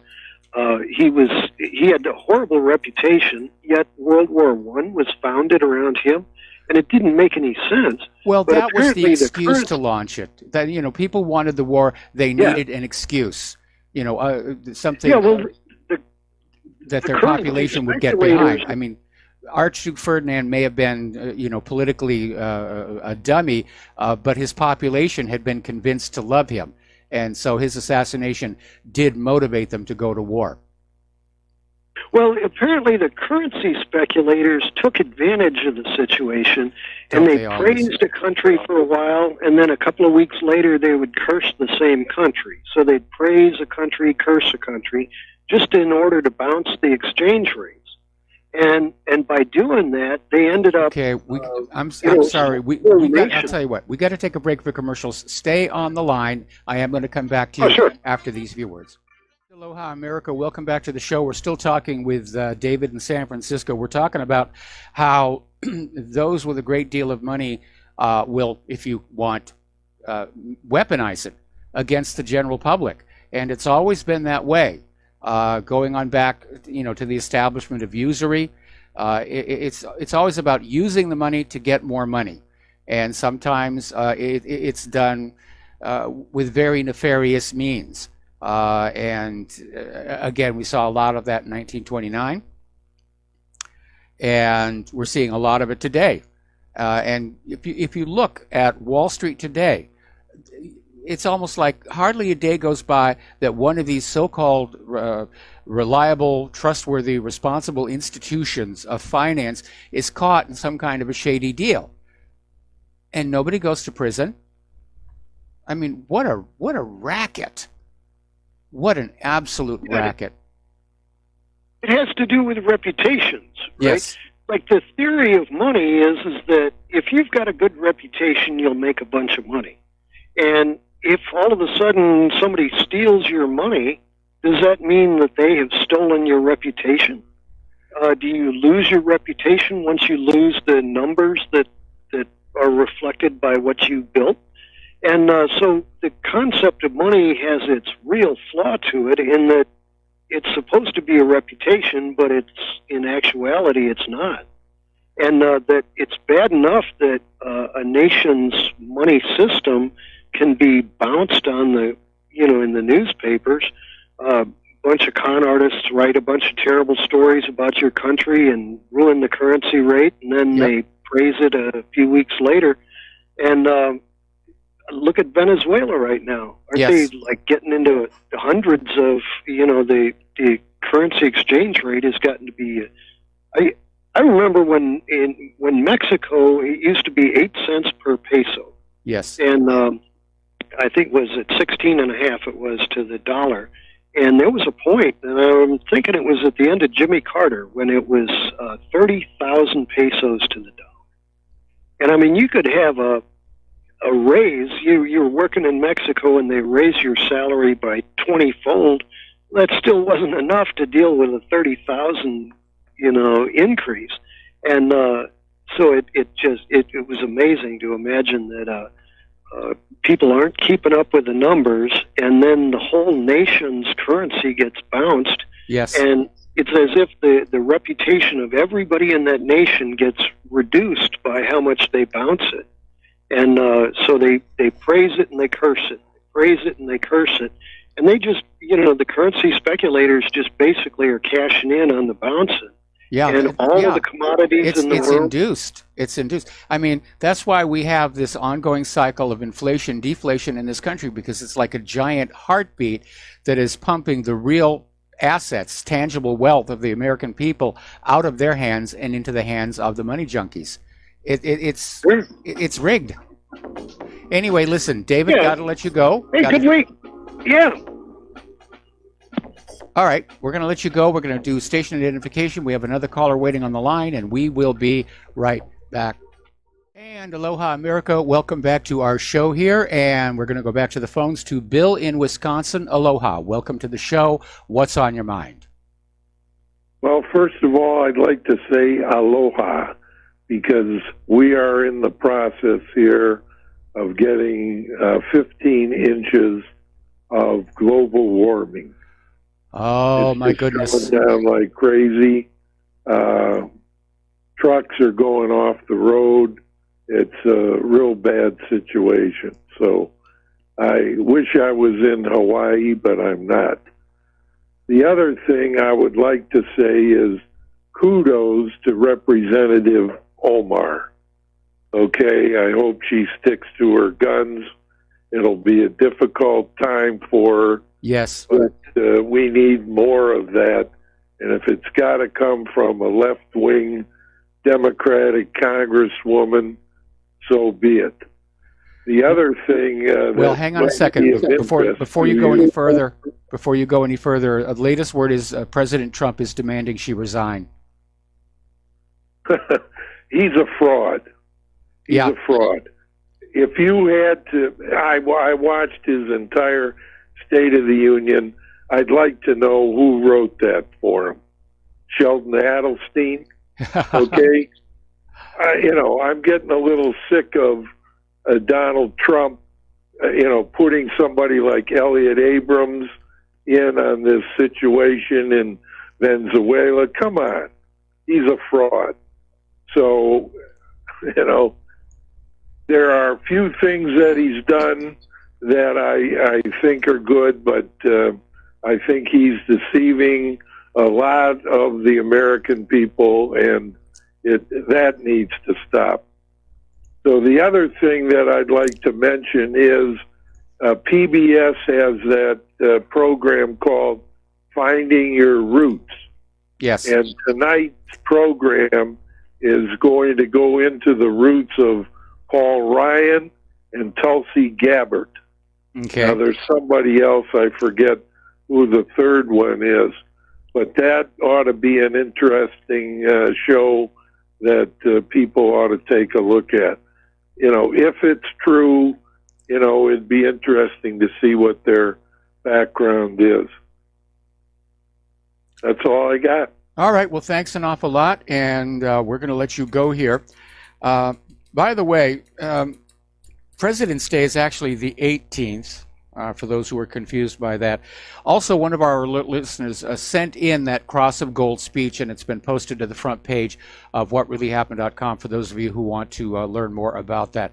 Getting on back to the economic news, the stock market's had a really good day today, and apparently it was being buoyed up by the possibility of a U.S. government budget deal, potential progress with the China trade, and but again, it underscores a basic failing of our stock market. It's not being driven by the value of the stocks. It's being driven by sentiment, by superstition. Another article, this one coming out from Investment Research Dynamics, saying, as the Fed reflates the stock bubble, the economy crumbles. And what they're basically talking about is, first of all, it starts out saying about all these billionaires like Kyle Bass who appear on financial television to look the viewer in the eye and tell them the economy is booming, there's not going to be a recession until the mid-2020, and it's going to be, mild. And explain that to the 78% plus households who are living paycheck to paycheck. And what they're talking about is the fact that the Federal Reserve has gotten themselves into a bit of a corner. Because when they try and raise rates, the economy stutters. It's that fragile. And every time that the stock market heads south, they print up more money and they go on in and they use marketing forces to drive the market back up again. But they're not going to be able to keep that up forever. I think we're seeing a trend of smaller investors already pulling out of the stock market, and what's in there right now are the big institutional computerized investors. So more and more, the stock market is really disconnecting from ordinary life here in the United States of America. Okay, another story, this one coming on out from Seeking Alpha. Central bank gold demand spikes to highest level in nearly 50 years. And apparently this all began back in 2008 during that financial crisis. Prior to that, banks really considered gold just wasn't all that relevant. We've got all these debt instruments and all this other stuff. And starting in 2009, there was a change in sentiment. And central banks shifted from being net sellers to net buyers for the first time in 20 years. Now, over in Italy, as you know, their government is making noises about getting rid of their central bank and taking control of the gold reserves. And they've come on out and said explicitly, Italy's gold belongs to the Italian people, not the central bank. And it has led people over at the Investment Watch blog to wonder if Italy is getting ready for a collapse. All right, we're going to do a shout out to our on-air affiliates who are just now rejoining our network here. Okay, a little bit of other news that tells us things are not as rosy as corporate media would have you believe. U.S. consumer credit tops 17 trillion with a T dollars. They're almost catching up to the government, which is at 22 trillion with a T dollars. And folks, whatever you can do to get out of debt, now's the time to do it.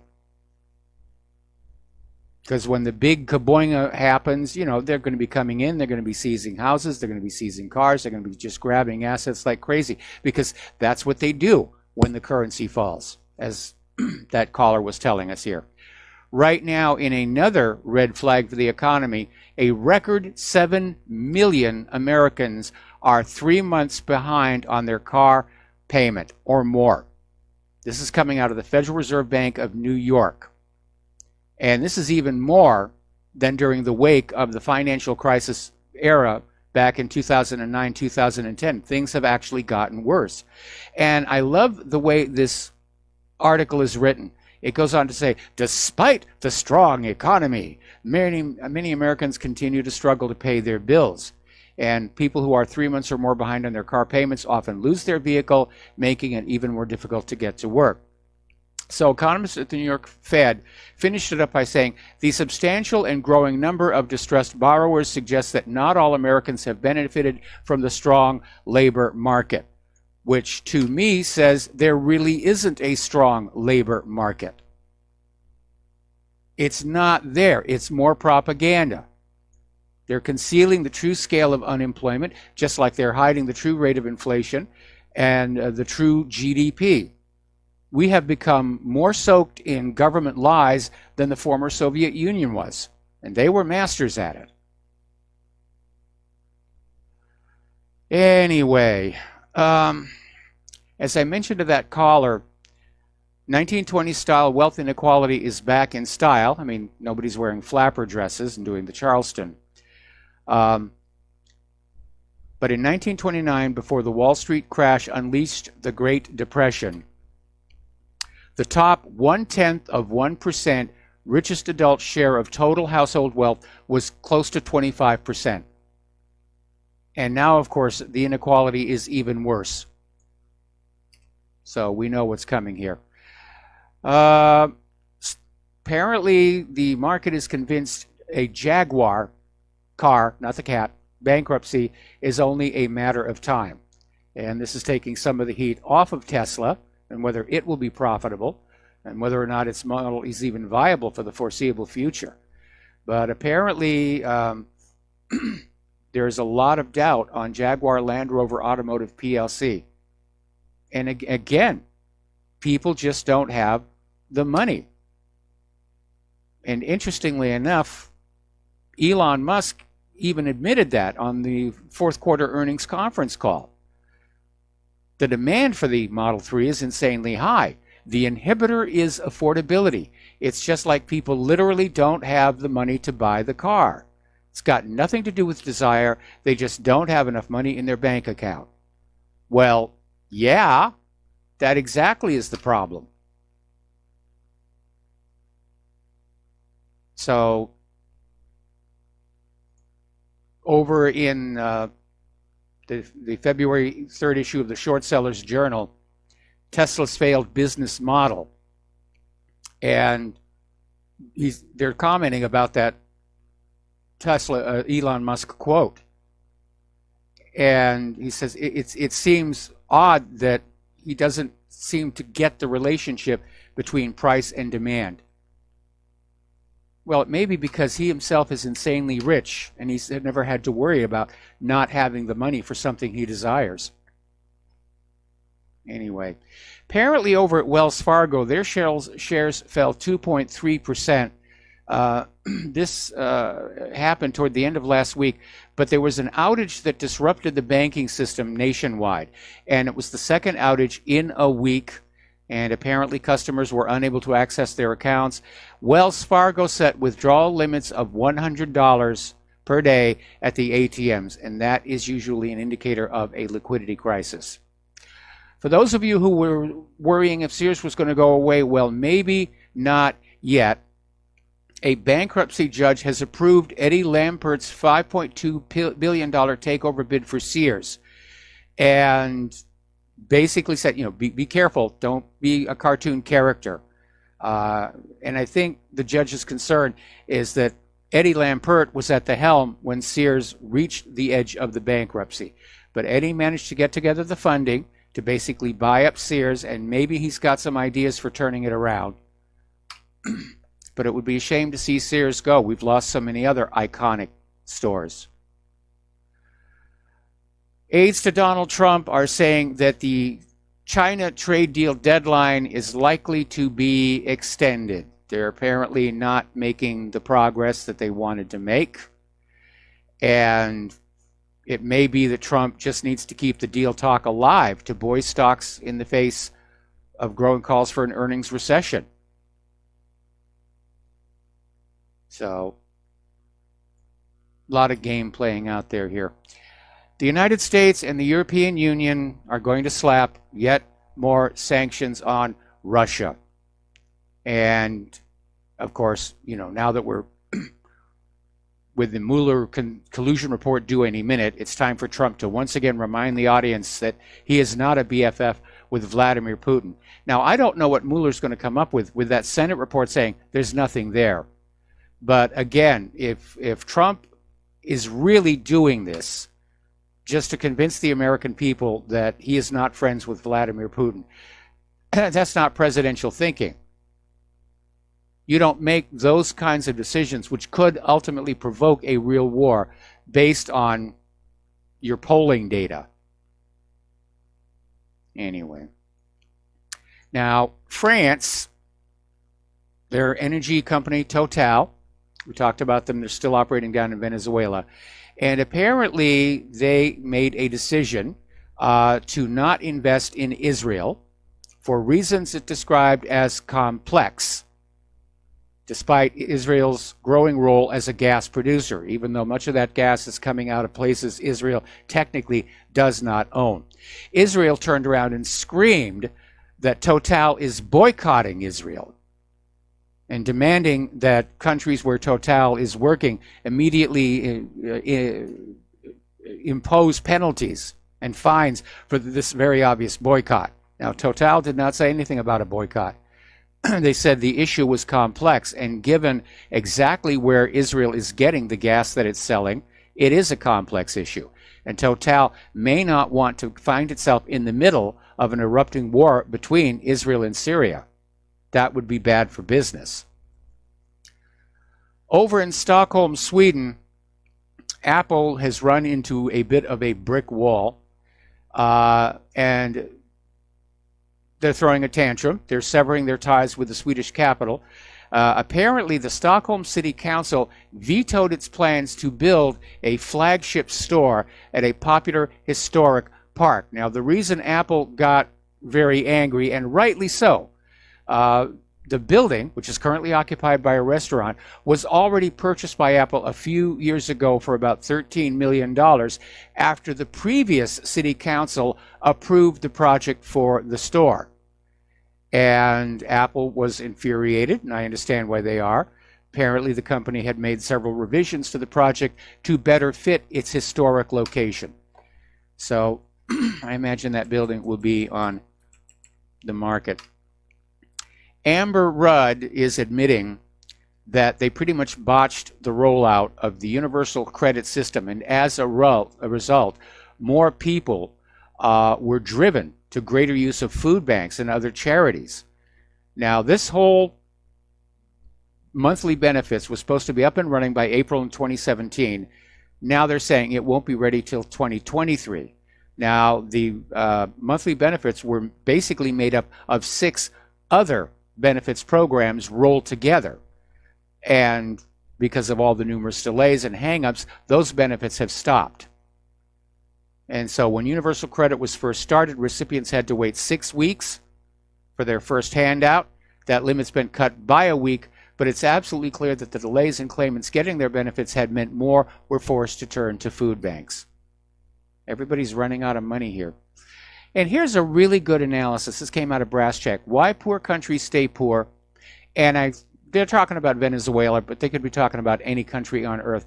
And it says some of the richest countries in the world are filled with desperately poor people. These are countries that have oil, copper, gold, and other valuable resources, but it doesn't translate to healthy economies for the people. And why not? Well, because the wealth that is generated by those resources is stolen by a handful of local elites who cooperate with foreign looters. And that's it in a nutshell. Now, one of the reasons the United States wanted to get into Venezuela is back when Hugo Chavez was president, the oil was considered a national treasure, and the money from the oil did go to supporting a good economy for the people. And it's one of the reasons Venezuela at that time had one of the highest standards of living in South America. And then the economic war began, and slowly, bit by bit, Venezuela's been whittled down. And corporate media is telling you it's all Maduro's fault, or it's the fault of the socialist government. But Venezuela is a victim here. Okay. All right, talking about immigration and refugees, and I know we already covered it with the border wall here, but here's an interesting story, and I'll bet you they're going to make a movie about it. Apparently, the Mossad and MI6 smuggled an Iranian nuclear scientist who defected to Great Britain in a migrant caravan. So apparently, this Iranian nuclear scientist had previously helped Israeli intelligence plan the assassination of another nuclear scientist inside Iran. Remember all those strange deaths and everything. So this defected Iranian scientist, he's 47 years old, and that's all they're telling us about him, apparently crossed the English Channel on an inflatable raft while hiding among the larger group of migrants. And it's right out of a James Bond movie. So that's interesting. Okay. Hungary is really standing up to the EU, and the EU is not happy about it. Hungary is basically showing the West the path to survival, which is to just close those borders, keep your indigenous population safe, and just look after your own country. So,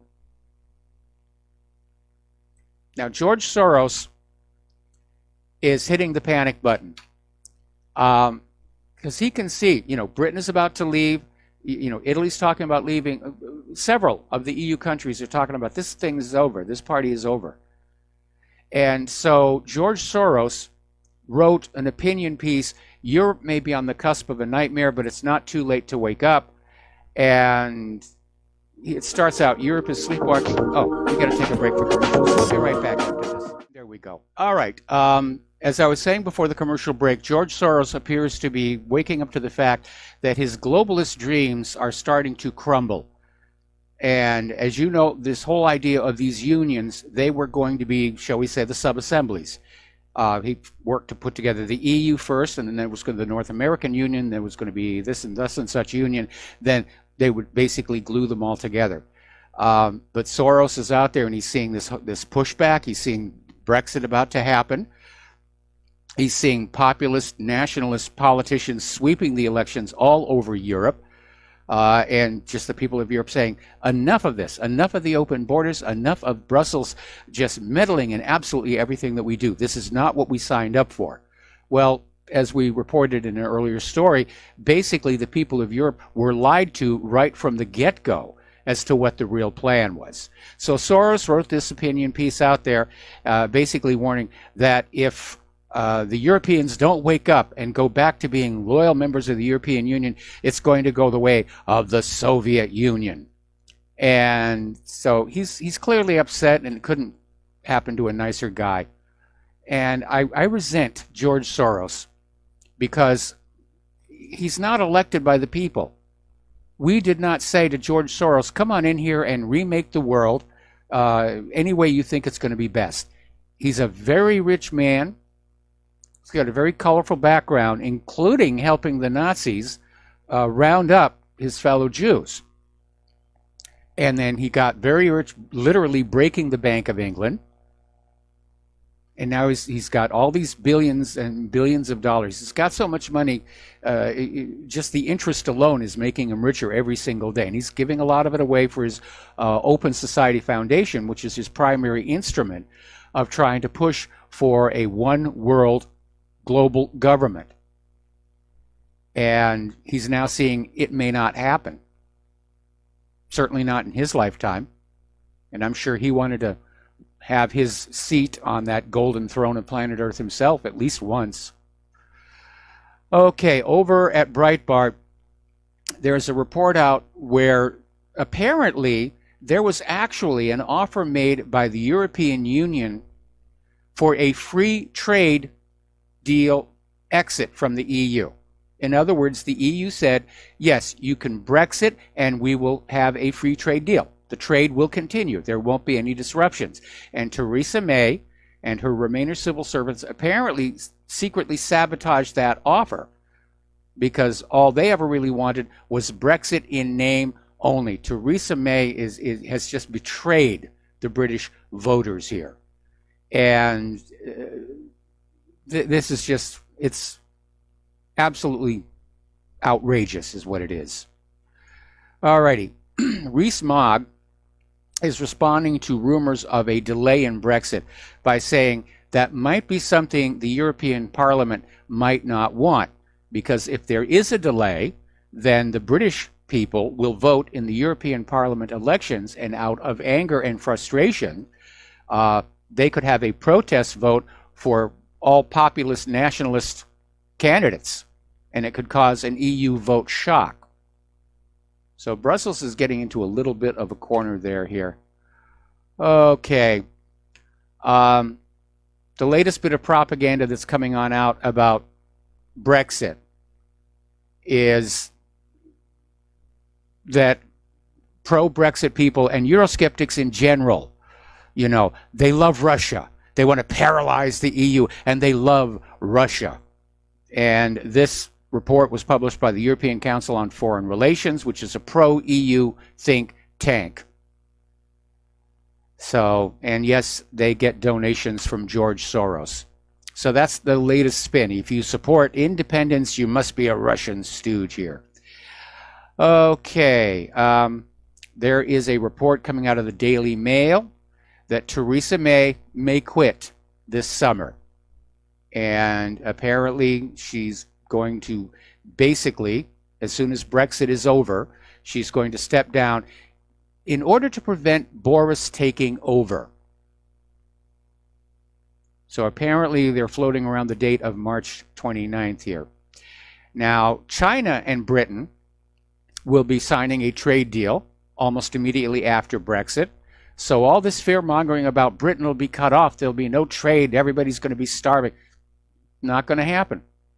And don't forget, Donald Trump made his promise that after Brexit, the U.S. would immediately sign a trade deal with Great Britain. Now, given the tensions with China, Trump may pull back on that and try and muck it all up by saying, well, Great Britain, if you're going to do business with us, you can't do business with China.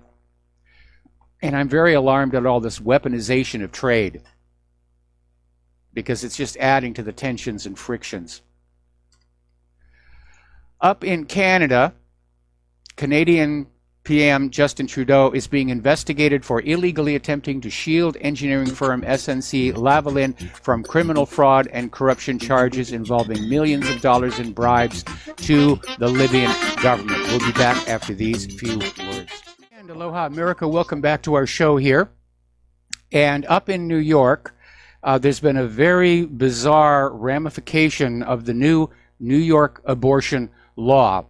And it basically involves this gentleman, Anthony Hobson, who is being tried for the murder of his 35-year-old pregnant girlfriend. And Hobson is facing charges of second-degree murder, tampering with evidence, and criminal weapons possessions for the stabbing. He will not be charged with killing the woman's 5-month-old fetus, because New York's abortion law makes it perfectly legal to kill an unborn child right up to the moment of birth. And I think that's absolutely horrifying. Speaking of being in trial, you've probably already seen this on the news. El Chapo, a.k.a. Joaquin Guzman, was found guilty on all 10 counts in his drug trafficking trial at federal court. And he's yet to be sentenced, but he's 61 years old, and it's pretty much a good bet that he's going to spend the remainder of his life in jail, unless he can dig another tunnel like he did back in January 2016 when he escaped from that Mexican prison, which was amazing here. Speaking of arrests here, over in Great Britain, political correctness time, a British mother was arrested in front of her children and thrown in jail for 7 hours for addressing a transgender activist by the wrong gender on social media. 7 hours. And the police were all up, oh, well, this is antisocial behavior. I mean, now, here is an interesting story, and this is a phenomenon which is happening a lot. It is not being covered by the corporate media. It flies against the agenda of the liberals, but it's called detransitioning. And that is that people who have been convinced they need to change sex physically with hormones and sex change surgery are deciding it didn't work. It's not really resolving their problems, and so they go back. And one of them, Walt Aiea, is saying that the media and doctors misled him to believe that a sex change was the answer to his gender dysphoria. So apparently he was 42 when he began taking hormones and underwent sex change surgery, including genital reconfiguration and breast implants. His doctors told him it was the only solution to his gender distress, and I'm sure they made a huge amount of money off of that. But apparently, Aiea explained in an op-ed published in USA Today, he's now 77 years old, he detailed his transition from a man to a woman, then back to being a man 8 years later. And he says, after detransitioning, I know the truth. Hormones and surgery may alter appearances, but nothing changes the immutable fact of your sex. Hear that, Bruce Jenner? And you will hear the media say regret is rare, but they're not reading my inbox, which is full of messages from transgender individuals who want the life and body back that was taken from them by cross-sex hormone surgery and living under a new identity. Transgenderism is not being diagnosed, it's being sold, and I'm still not sure what the agenda for that is.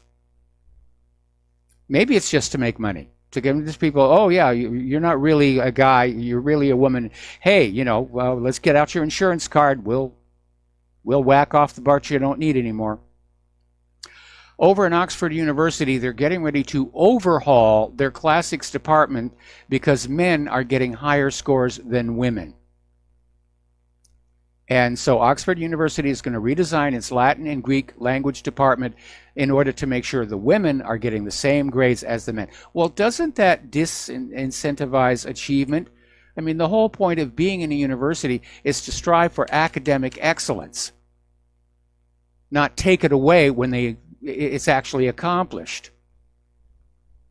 I mean, that's counterproductive. Somebody works really hard and they get a good grade, and then somebody comes along and says, oh, well, that's not really fair to these other people who weren't studying as hard, so we're going to give them the same grade as you. Why would anybody study after that?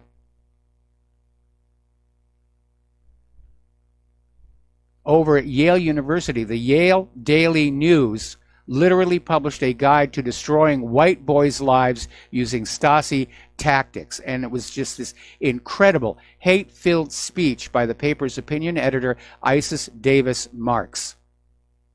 And again, this open animosity for whites, we could wind up in the same situation as South Africa and Zimbabwe. And it's very, if anybody wrote this kind of stuff about blacks, they would be crucified in the media here. All right, I'm going to skip on down here, and because we're getting short on time here, and I want to spend a little time with human-caused global warming, because Winter Storm Maya is now on its way in for many parts of the country. This is going to be the third hit in a row. And the corporate media is still out there trying to say, oh, this is all caused by global warming. It's all caused by global warming. The oceans are so hot, and that's why more moisture is getting into the air, and that's what's leading to the snow. And no, it doesn't really work that way. In fact, right now, because of what's putting clouds up in the air is, again, the low solar activity and cosmic rays. But they're still trying to figure out some way that they can sell this idea that all of this cold weather is global warming, and that you should still be willing to pay a carbon tax and obey a global climate authority. And it's utter nonsense. And they keep changing the story. First it was the Arctic polar vortex, and then when that one was demolished, now it's down to, oh, the oceans are incredibly warm, and there's more moisture, and therefore there's more snow. Well, little basic thermodynamic understanding. If there's more water in the air and the temperature is the same, you're going to get more rain, not more snow. The temperature has to drop for that moisture to become snow. And apparently right now, over 1,700 flights are canceled as snow and ice halt travel from mid-Atlantic to Midwest. Apparently 100,000 are without power. And this is hitting from New York City to Minneapolis. Significant travel delays. Well, yeah, I would imagine that here. Apparently, disruptive snow and ice are also targeting the Midwest, including in and around Detroit and Chicago. It snowed in Las Vegas. That is very rare. Apparently, the Las Vegians, if you will, were out there with their cell phones and cameras, just flooding social media. Look at this. We've got snow in Las Vegas. Because it is a rare event. It has happened before, but it's very, very uncommon. And, of course, Donald Trump was out there tweeting that how nice it would be to actually have some of that global warming right now. And that drew a response from Wisconsin Congressman that Trump is a moron for not believing in human-caused global warming. Apparently, in Wisconsin, hundreds of schools in the region canceled classes through Wednesday, and the governors of Wisconsin and Michigan declared states of emergency amid wind chills as low as minus 60 degrees Fahrenheit. Okay. Over in Russia, in the Arctic archipelago of Novaya Zemlya, they've declared a state of emergency following an invasion of polar bears. And apparently on this very small island, over 50 polar bears are basically seeking food and harassing residents. Now remember back when Al Gore and all of his carbon Nazis were saying, oh, the polar bears are going extinct. They're all going to drown. Polar bears can swim. They can float. They can even stay afloat asleep. They've been known to swim 60 miles. Now, the co-founder of Greenpeace, Patrick Moore, is out there warning that this Alexandria Ocasio-Cortez Green New Deal is a disaster. He said it's a recipe for mass suicide and the most ridiculous scenario I ever heard. And he was being interviewed by the New American, and he said it's the completely preposterous prescriptions in the scheme. If they were actually implemented, Americans could be forced to turn to cannibalism to avoid starvation, and they still would not survive. Now, that's a little alarmist, but there's absolutely no question. The plan is unworkable. It can't be paid for. I mean, there are a couple of things in there that I like planting more green plants. Apparently somebody went out to college campuses to get their sense of it, and college students are all supportive of Alexandria Ocasio-Cortez's Green New Deal until they actually read it, and then they quickly back down. And this is what we get from selling policy as popularity. Oh, Alexandria, oh, it must be good. No, not necessarily. And these are kids who are supposed to be in college, who are supposed to be educated on how to think and analyze and read and discover. And instead, they're acting like a personality cult. Oh, it's Ocasio-Cortez. Her green plan must be good here. Remember, it wasn't all that long ago that the governor of California, Jerry Brown, just before he left office, quietly signed 2 laws to seriously modify the worst of the state's fire management policy missteps. And these were the policy missteps Donald Trump had talked about during the California fires, saying, no, it's not climate change. There were these overlapping environmental rules, making fuel load reductions in forest and coastal chaparral nearly impossible. Hostility toward commercial timber harvesting allowed a massive buildup in tree density and brush with a concurrent reduction of access roads and fire breaks. Remember, I was telling you about those fire breaks. And, of course, corporate media said, oh, yeah, it's human-caused global warming. No matter what happens, it's human-caused global warming. Over at my ClimateGate page, I have an article far from complete on the literally hundreds of things that are being blamed on human-caused global warming. And some of them are really out there. Okay, we're going to take a phone call. Art off the grid, aloha. Welcome to the show. What's on your mind? Hey, Mike. Boy, we could talk about that Green New Deal all day long, couldn't we? Could we? But yes. We were talking about the lowering of standards at the universities because men were scoring higher than women.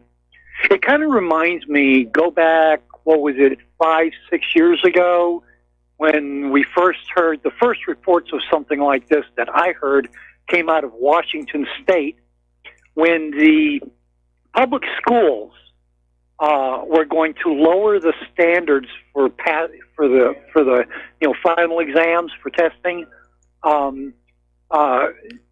Because black students were having a hard time competing as far as scores go with white students. They had to lower the standards for passing. And I said then, you wait, this is going to spread out. Yes. And it's going to become a nationwide thing. And we saw over the past 5-6 years since then, we've seen how the standards in our public schools have dropped down to the point where nobody loses, nobody fails. I mean, it's really ridiculous, right to the point of they actually, in many states, lowered the standards for the testing of police in order to become a police because blacks could not score as well as whites. So they had to lower the standards there. And we see this happening in almost every respect, whether it's the schools or jobs or career, whatever it might happen to be, the standards are being lowered to where, those like the students that really put forth the effort and really try, the people at jobs, you work a job for 5 years and you give it your all, and then, come time for promotion, they give a promotion to a guy that's been there for 7 years, even though he's not as productive as you are because he's a minority or some other kind of crazy crap like that. It's ridiculous, Mike. It really is. We have to, and so I'm at the point now where I'm starting to wonder, when are we going to care more about personal accomplishment rather than, I don't even know what word to use. Do you know what I'm saying? Well, it's basically placating the masses, and I saw it, over the years. I very, very briefly taught remedial math at the high school level in Southern California, and we were dealing with it back then, where the agenda was we were going to work with the students who didn't really want to study, and we were just going to cajole and coerce them to just come up to this basic minimum. Meanwhile, there were kids in class who were obviously very bright, wanted to learn, and they were just being completely neglected. Now, how do you build a strong, healthy economy if you're disincentivizing achievement and accomplishment at the school level and the business level? And you're right, it's demoralizing for people to work at a company and be very productive and try and do a good job, and then the promotion goes to a minority person. It's a quota system, and it's discrimination in reverse.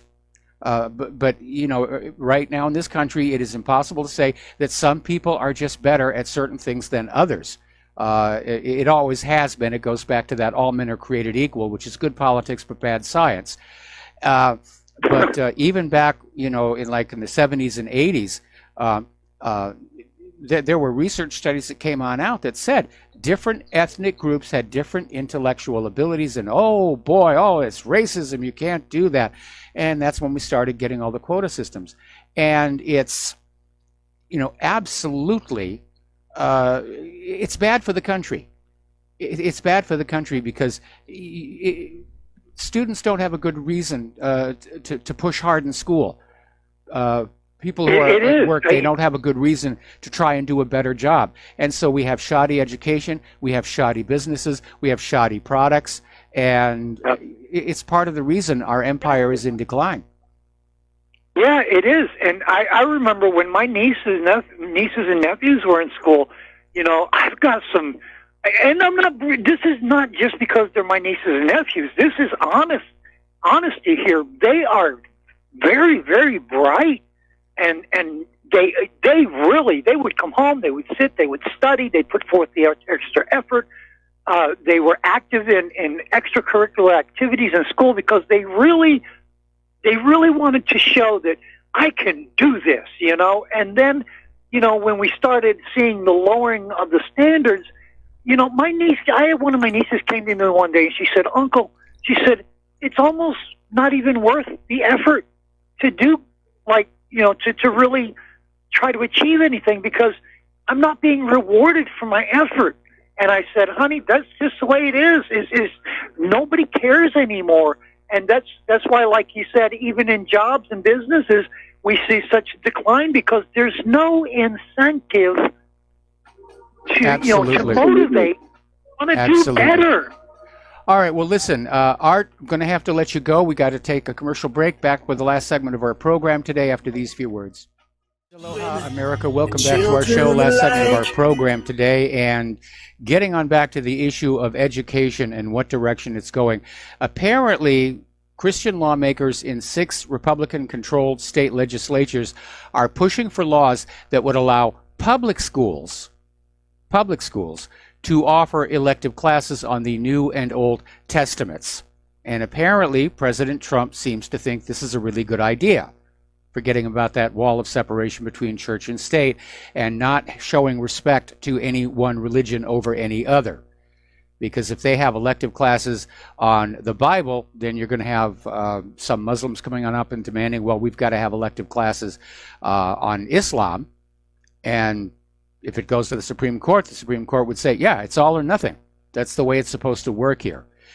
But getting on back to this, isn't that what Sunday school is for? Look how many churches dot the landscapes. That's where you go to learn about the Bible. And how does learning about how many angels can dance on the head of a pin prepare these children for the job market? And that's where these kids are really being harmed. Indoctrination, now religion, and they're not getting the skills they need to be competitors in the global market. This is supposed to be our labor pool to rebuild our manufacturing with. And I think they're being shortchanged. Over in Africa, in the Democratic Republic of Congo, health officials are warning that the Ebola outbreak rages on. It is spreading, and it's infecting more people, and it's spread further. So apparently this outbreak has also prompted health workers to begin administering an experimental Ebola vaccine. But questions about its efficacy have arisen lately as the Associated Press reported that some of those who received the experimental Ebola vaccine have become infected with Ebola. So here we go again. The vaccine is supposed to protect you, and instead it gives you the disease. This one has about a 50% lethality rate. And even if you survive it, you're scarred for life here. Okay, there's a survey conducted by medical researchers at Orlando Health Arnold Palmer Hospital for Children show that half of parents worry the flu shot could make their children sick. A third of parents don't believe it works at all. It's just another scam here. And now we have more and more stories coming on out about Andrew Zimmerman. Now, he's a world-renowned pediatric neurologist, and he was always the go-to guy for denials that there was a link between vaccines and autism. Well, now apparently he's come forward and said that years ago he privately told government lawyers that yes, vaccines can and do cause autism, and that was hushed up. All right, there's the music. Time for me to get on out of here. Please stay tuned for John Stedmiller. I'm sure that he's got lots of interesting things to share with you. Please share what you learn here with everybody that you know. Please donate, and we'll talk to you tomorrow. Aloha, America.